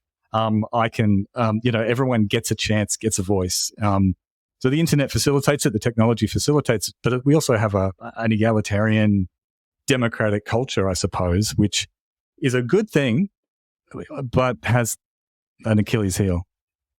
Yeah, I guess what I want to say is a supplement to that, because I think one thing that people who research conspiracy communities and cults have started to talk about the proliferation of leaderless cults or kind of low cost membership cults, whereas before, cults could have powerful control over people and they had totalizing. That is a great important point. Low-cost membership cults, right? Every in-group has, cultic elements, and now there are all sorts of cults that you can join with very low cost. You can go to Kundalini Yoga. You can attend Look Forward live streams. You can join, a dissident synagogue or church. There are now all these low-cost cults that are easily available. So yeah, Kanye West gone completely silent the past 3 weeks, and Colin Liddell, I think, called it straight. He was having a manic, alcohol-fueled, drug-induced episode, and now Kanye appears to have gone silent as he sobers up after doing $1 billion worth of damage to himself. Ideologies, charismatic guru figures, there was always the limitation that, like, how do you join a cult? You got to go somewhere, and you've got to cut off contact with family, and you've got to kind of make these quite strong commitments. So there was always limitations, and sure, you could recruit a lot of people for certain cults, and the barrier between religion and cult, whatever. But now that's not the case, right? Now it's very, very easy for people to surf between gurus and between communities online, and the cost is often just the cost of watching their YouTube video, or maybe joining a Patreon or something like that. And that is resulting in like a different dynamic, but a lot of the same forces like applying to people's psychology. And I also think in my lifetime that I was always interested in conspiracism and like kind of pseudoscientific communities. And that used to be this fringe topic that, HIV, AIDS denialism was a thing, but really most normally people would never come across it. And there were some counterexamples, like the South African government, the health minister became convinced in it, and it had terrible consequences. But it wasn't something you would hear most mainstream politicians talk about. And that's completely changed, especially with COVID. Now, Donald Trump is an obvious example, but now conspiracism is just everywhere. And it's so depressing, because it does make, the kind of thing that Matt and me are interested in more relevant. You could offer takes on things, but the downside is that we really wish it. Okay, so I'm trying to find a good Aboriginal restaurant. I just put in Aboriginal restaurant Sydney, and the Lily Pad Cafe, right? There's an Aboriginal theme with bush tucker food. So there's no Aboriginal food at the Aboriginal restaurant. Wow, there's a National Indigenous Culinary Institute Limited in Sydney, no reviews. Then there is Biri Biri restaurant, right? That sounds nice. I wonder what kind of Aboriginal food they serve at Biri Biri in Redfern. Great staff, community feeling. I love their chips and gravy. Chips and gravy, traditional Aboriginal grub. I'm excited to come back for their vegetarian breakfast. Best burgers and chips in Redfern. Wait, I'm looking for an Aboriginal restaurant. You're telling me in Australia's biggest city, there aren't even any Aboriginal restaurants? I wanted to go to a good old-fashioned Indigenous Aboriginal restaurant, and I can't find one. Why can't we find a restaurant with good, old-fashioned Aboriginal food? This is a shanda. Why is white racism limited, made illegal, discouraged Aboriginal restaurants? So sad. In the beginning, and so much attention and focus on sanctions, which really haven't been much of the help so much as American military aid. So I think that those are kind of the major questions that get sorted out here. And the Ukrainians need to take the lead on this, and we should be grateful to them that they are pushing back against someone that, if he were allowed to run rampant, other places would also be on his radar screen. The Ukrainians do deserve a lot of credit for what's going on here. They have shown tremendous fight. But the reason why statesmen are important are because two reasons. One, the American taxpayer is spending so much money to help out Ukraine. And then also Russia has 6,500 nuclear warheads. So that means that a conventional defeat is not within the it's not within the options. And so that's why it's important for really smart thinkers to think about a way where we can end this without it breaking out into horrible nuclear conflict or much more death and destruction. Josh, real quick to you, just want to get this on. Mayor Pete, or Transportation Secretary Pete, just tweeted, Southwest passengers have experienced unacceptable disruptions in customer service conditions. I've made it clear to the executives that our department will hold Southwest accountable for making things right with their customers and employees. Is this just a lose-lose proposition? Well, it is really awful if you're a Southwest passenger this week with massive cancellations. Now, Southwest is more vulnerable than the other airlines to bad weather because they don't have this spoken hub model where you have these big airports where most of the flights are originating from. So whenever you have this cold spell, the snow across the country, Southwest is going to get hit harder. I don't think the government should get involved in telling Southwest how to run their business. Well, panel, we'll have to leave it there. Thanks so much for joining us tonight. Thanks.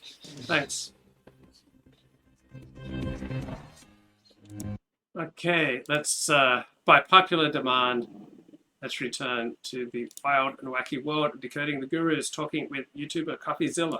Was it? Yeah. Like Chris, I was studying vaccine skepticism, the psychology of vaccine hesitancy and stuff like that. Just graduated a PhD student a few days ago, actually. It was the ceremony. Congrats. And we've been studying it for years. And it really was like a niche topic in health psychology. Not niche anymore. You picked a good field to go into right now. Yeah. You know what's weird is what's always So that Matt Brown bloke who was talking about, he studied vaccine hesitancy for many years. He's a professor just up the road at the University of Central Queensland. Baruch Hashem. Fascinated me about. So what originally sort of got me interested in scams was like watching my mom, because she's always into some like health scam and quackery, and she's still like to some extent. The day I came home, she's like, "Do you really think these like vaccine? Like, I don't know about a vaccine, right?" And I'm like, "Have you been like listening to Sean Hannity or something?" And she's like, "Well," and I was like, "All right, you gotta unplug you." But that always got me interested in it, because when I started like looking at like really studying these people, what I realized is all their message came from, hey, look at all the terrible things that Big Pharma has done. And in a way, it's like easy because Big Pharma has a long history to draw from. They have a lot of stakeholders. There's tons of blame that's fairly assigned to them. Okay. But then they go, okay, buy my product. Well, who are you? Well, we have no history on you. You're a nobody that came from, Tennessee. You have no credentials, or maybe you even have some, I don't know. But you then promise the world. And because you don't have any skeletons under your closet, you buy in, right? And then what they sell you is worse than what Big Pharma was going to sell you in most cases. And the worst thing about that is like, then when they go down, they don't have a long history. They don't get a stain on the record. They just disappear and another grifter pops up and takes their place. Or they hide it, or, they have all these mechanisms. But I wanted to go back to something Matt said that I thought was really interesting, which I thought you hit on one side of the coin, and I think it's interesting to take the other. So you talked about, we used to have kings where we had like this axiomatic trust in them. And now we've democratized knowledge, which is true. Also true is that there's an increasingly, as we gain more knowledge, it becomes increasingly impossible to know enough about any field to be even just reasonably knowledgeable. Like it's just like so specialized. So we have all these sort of miraculous technologies in our life that we just sort of trust, which usually isn't a problem because they just do the things they do. My phone you don't have to trust it at all. But like you're getting on an airplane. Yeah, and we have to make decisions. So knowledge is becoming increasingly specialized. Science is increasingly specialized, increasingly difficult for even intelligent, curious lay readers to understand. And yet we must still make decisions. Politicians must still make decisions, even though we've got imperfect, incomplete understanding of what's going on. There will never be a time where society and politicians and people who don't understand will not have to make decisions about what the experts are claiming. We never get to graduate from making decisions. Okay, that's a little different. I trust those Boeing engineers, but I don't know them. All right, I trust that they probably did their homework, but I don't really know. But then when you go to something like vaccines, I think that's where it I think that's why it's such a that's like where that rubber really meets the road is when you don't need the trust for so much of life because we've democratized knowledge. Yep. At the same time, there's some things that are so incredible, like mRNA vaccines. It was incredible to me the number of virologists in my life I suddenly found myself with. Everyone's a virologist with an expertise in mRNA. I said, you didn't know what mRNA meant last week. How are you an expert now? And they're like, I'm telling you, it's insane to me. But people spend their lifetime understanding this technology, and it's like, it blows me away. But I think it has to have something to do with that fact that if you don't have that underlying trust in institutions and you're just relying on yourself, I mean, it's impossible to learn about these technologies in a reasonable way. Yeah, I think that's an excellent point. There's like, three distinct things that are different today than a few hundred years ago. Yes, communication technologies reduces the friction, just so like high frequency trading, high frequency mimetic transfer happens so quickly.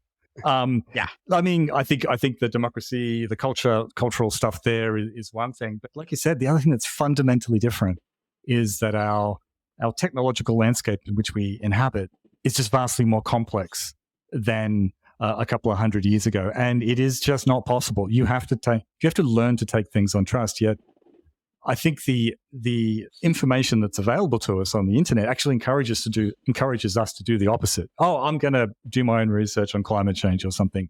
And one of the things that Chris and I try to encourage people is to say, don't do that. For fuck's sake, do not do your own research. What you should be thinking about is how do I decide who are the right sources to trust? So even myself, I know how to use Google Scholar. I'm a statistician. I understand about research methods. I can do a passable job at looking at a randomized control trial. But why the hell would I? What I should be doing is read good meta-analyses, good summary articles, also published in literature. And I can easily, I was amazingly bewildered by how complex the human immune system is.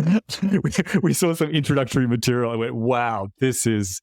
So that's not what you want to do, is it? What you need to do is learn how to read critically sources that are providing high-level summaries. And I guess I'm still a little bit baffled. I mean, we've had people on the show, we're a bit stuck on vaccines, we'll get off it, but we've had virologists on, like professors at Oxford, at King's College London, places like that, with 30 years history, like working in labs, like, doing research on vaccine and viruses. Why don't people just listen to them? Why the hell are you listening to some rando who's parachuted into this topic last week?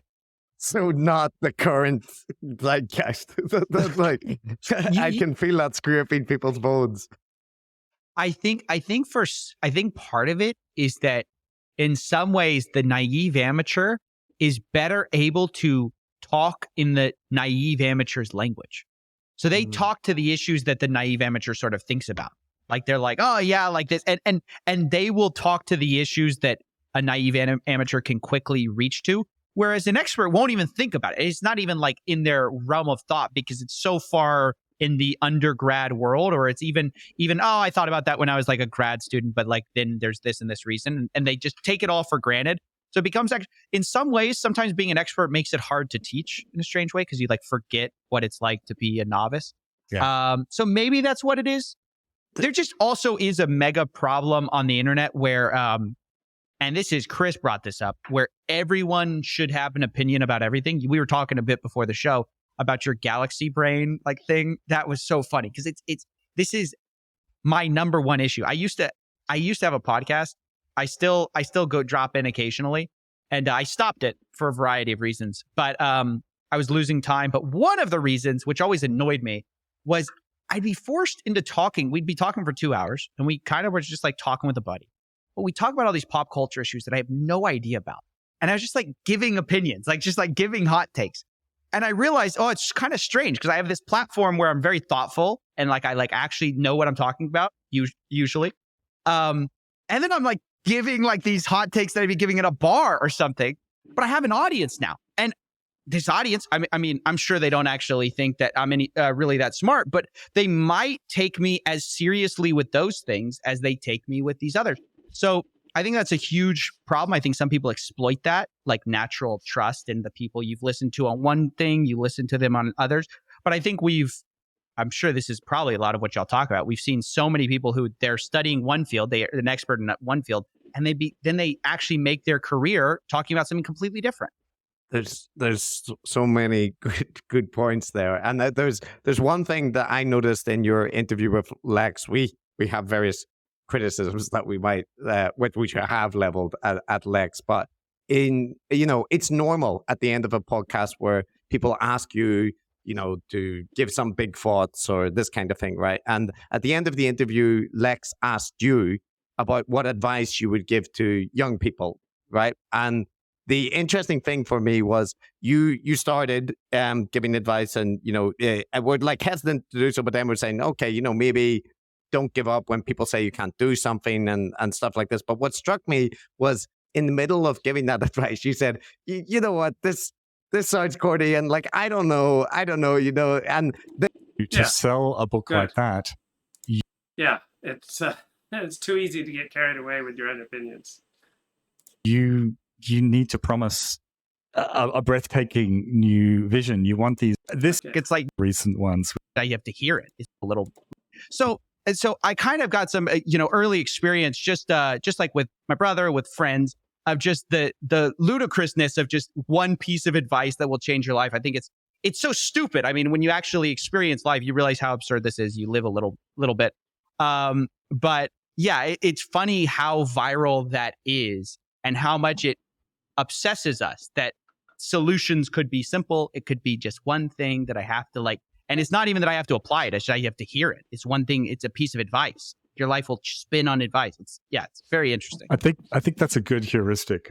Chris, you might have to remind me of some of the names of these books, but I'm thinking of books in the vein of Guns, Germs, and Steel. All right. So I was listening to this couple of minutes interview with Coffeezilla that inspired my 90-minute live stream about 6 hours ago while I was hard at work watering. But it's so good from Decoding the Gurus. Or what are some of the more recent ones, which people read and they go, oh, that's just changed my entire. Like, now I look at everything, history, humanity, completely differently. I love the books that they do all of history in one book. It's like, oh, that is millennial crack. It's like hey, I only have to read one book to understand everything. Great. I'll buy it. Yeah. The one you're thinking of, Matt, is The Dawn of Everything by Wengrow and Graeber. That's a current, even if not familiar, you can get a sense just from the title that. And this is where, relatively respectable people go some degree down the guru trail, because to sell a book like that, you need to promise a breathtaking new vision. You want these easily consumed kind of truthy feeling insights that people feel like that they're getting. And for me, it's become a real red flag. Like I love, I like consuming content about history and stuff like that. But the stuff that I feel is real is the stuff where there's no grand, simple, beautiful narrative that ties it all up in a bow. It's just, here's some crazy shit that happened. I've been listening to I keep saying this, the Revolutions podcast is my guide to the history of Rome. It's a good example. It's just a good illustrative example. It's because he's covered the French Revolution, the Haiti Revolution, the Glorious Revolution. Like, yes, there are some broader principles, some broader themes and so on you can pick up. But it's also a complex mess of shit that happened. So for me, I just think that's a good heuristic to, if there's some bit of advice or some new way of looking at the world or some technology like crypto that is just going to change everything, then your warning lights should be going off.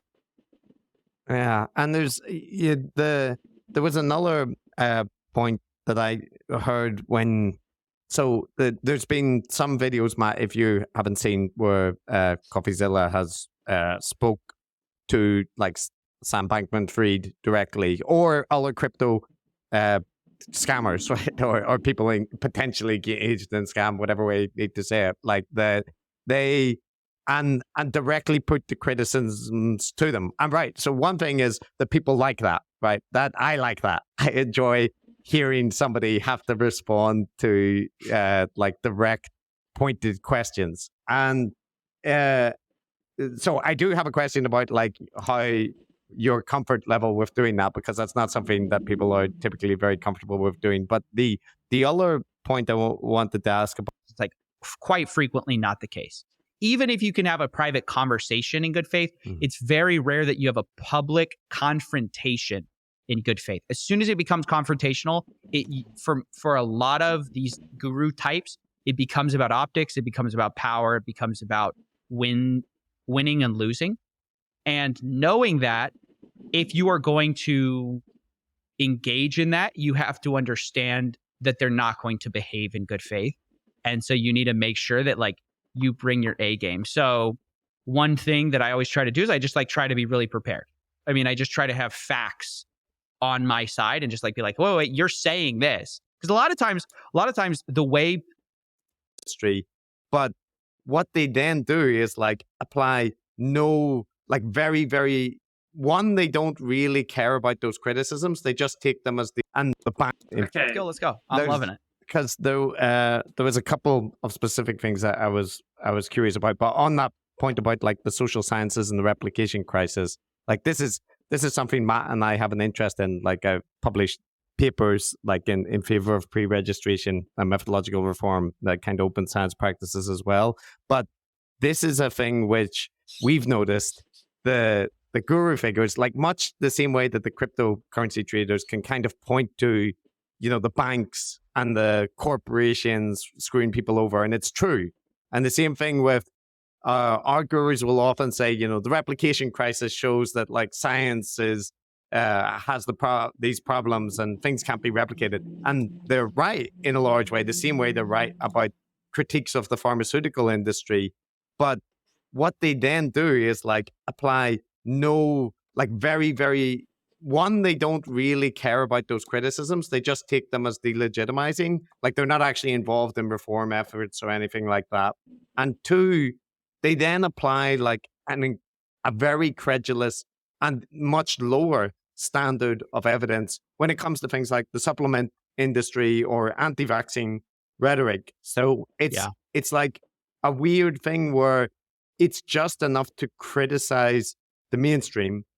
And then that means that, whatever the alternative is, the credibility goes up. But it shouldn't, right? It should be that you just realize, okay, so this is bad. Pharmaceutical companies are bad. But that means supplement companies, we should be very skeptical. And, like people like Joe Rogan, it feels like they're constantly talking about, the pharmacy industry and all the profits and all that kind of thing, which there is legitimate things. But then they shill supplements, and which are overhyping, which are billion-dollar industries.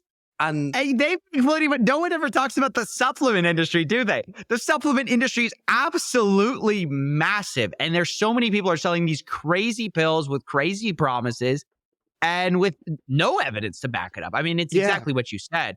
It's you take the credit, you criticize the thing, you build up your standing with that, and then all of a sudden, well, now you're the expert. This is something I try to be very careful about, is because I feel like anyone in the position of criticism has this vulnerability or has this propensity, like you could do that because people start to look to you. It's like people all the time ask me like, oh, what crypto do you hold? Oh, what finance? As if because I can criticize that I'm now a expert in it. It's like, no, that's not how this works. And if I taught you anything, you should know that's not how this works. But it is certainly the case that, I've actually was very interested in the replication crisis for a while. Like before Coffeezilla, I had like a sort of like a pop science YouTube channel. And I started to get bothered by the A, the videos I was producing, and then B, the science YouTube as a whole. I was like, oh, this kind of isn't that interesting. Then I got looked into science and I was like, oh man, there's all sorts of problems in science. Like it's not just pop science that kind of has troubles, but it's like science has problems. But it is certainly not the case that you would look at that and go, well, it's all we just should throw it all out. That is certainly not the answer. I'm definitely of the reformer mindset. I mean, these things have to be solved because, what else are we going to do? Are we going to go back to the days where you just trusted a guy who is hawking you, pills or whatever? For better or worse, it's sort of like the case that the big pharma industry is the best we have. Sort of like people's criticism of education. They're like, education sucks. Okay, great. what are you going to homeschool? Look at the stats on homeschool. It's like not better.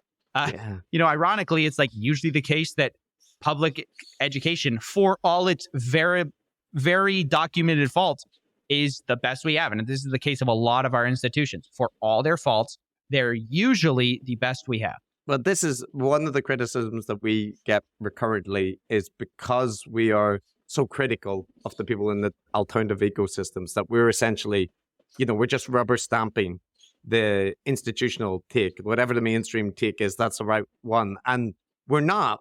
We're actually not. But you can see, I can see why people would like kind of go to that as the, you know, if you're saying like that, if you are defending the track record of science, for example, in the pandemic, like noting, yes, there were changes in public health policy. Yes, there are things which, decisions which can be rightfully criticized, and there are things for which the scientific evidence isn't great and is overstated by people and so on. But like still, the track record is amazing. We had a vaccine produced incredibly quickly, which were vaccines produced incredibly quickly that were extremely effective, right? And that shouldn't be lost sight in the kind of haze of the discussion. But highlighting that gets now presented as like, oh, so you know, you pray at the Church of Fauci, and it is difficult to walk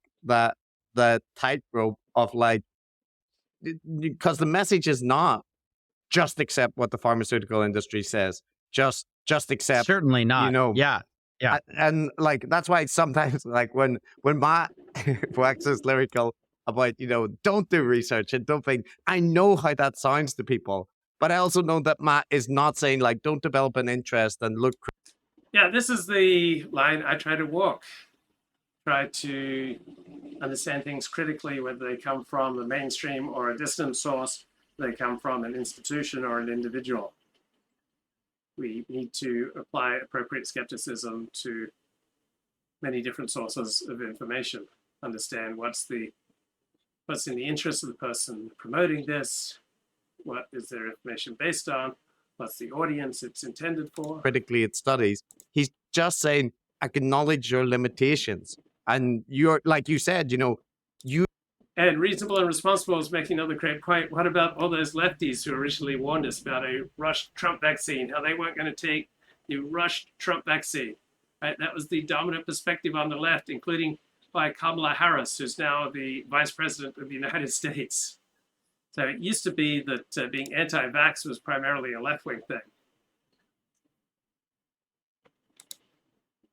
We just learned about mRNA vaccines last week. What you should care about is the people who have spent entire careers on those vaccines, and not just one of them, what the majority of them think, because there's always crazy people. There are always crazy people. Or people that are just wrong. They have their pet theories, and their pet theories are just like flat wrong. I mean, that happens all the time. It's, you know, I always view these things as like, what is it? It's like the thesis, antithesis, synthesis. I think like culture's always moving in some type of like a tidal direction. And I think for a while there was like, I think these anti-establishment figures kind of rose up. And then I think you guys are a reaction to that a little bit. Like, I don't know. I don't see you guys as being establishment shills at all. I think you are just doing a very similar criticism that like, I'm not saying you guys are the same, but just in the way that establishment figures should be able to be criticized by people, anti-establishment figures are the same way. And the problem is usually anti-establishment figures aren't used to any real criticism because nobody at the establishment is going to criticize you. So it's like you're not used to it. And so you go, oh, well, you know, you kind of get this free pass. That makes a boy or I think makes there's a rightly girl is usually, but not always. And some of them are not even usually. Where does that leave you? Free. You get to like what you like. You get to be who you are. Maybe you're even like me, and you're not a boy or a girl. Libs of TikTok has always been an anonymous account until now. Now, the woman behind the account has decided to reveal her identity exclusively to Tucker. Her name is Haire Chikre. Here's her conversation with Tucker for a brand new episode of Tucker Carlson Today. Revealing your identity right now? Why are you doing that, and why haven't you before? So the reality is that I think most Twitter accounts are anonymous to start with, unless you're a public official or a figure. Unless you have the verification. Well, not anymore. Yeah, Elon changed that. But until Elon changed that, most Twitter accounts start off anonymous, as did mine. And then when my account started growing, I realized the hatred that the left has and their violent nature. And I was like, I'm going to remain anonymous. Yes. As my account was growing and getting more effective. And I have remained anonymous until now. Until I was doxxed. My name was shared. My location was shared. My photo was never shared, though I've never done any in-person events. And I'm choosing to do that now because I feel like over the past few months, I've done so much. I've helped educate people. I know that I have helped create legislation to tackle some of these issues. And I think I've done all I can. And I am ready for the next step. I get people asking me, I have mom groups asking me all the time, can you come help us? I get invitations, to help people understand how to expose the left and how to fight it. And being anonymous was sort of keeping me like I was restrained from doing all those things. And I'm ready to do that. I think that I'll be a lot more effective when I'm not so anonymous anymore.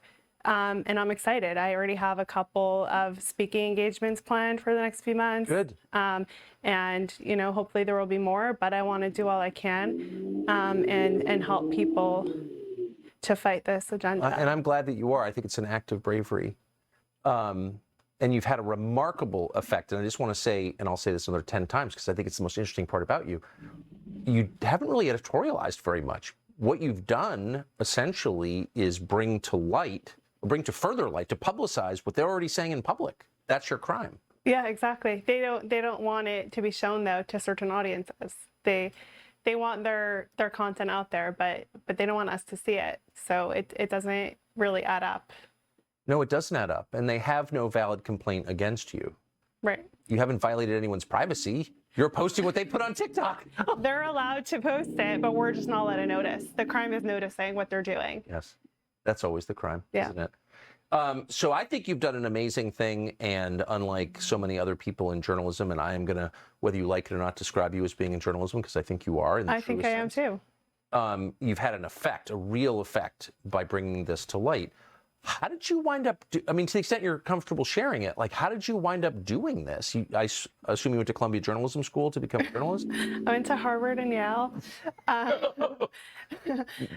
Thank God I didn't, though, because those are now obviously, those institutions are all poisoned. But so it started really during COVID.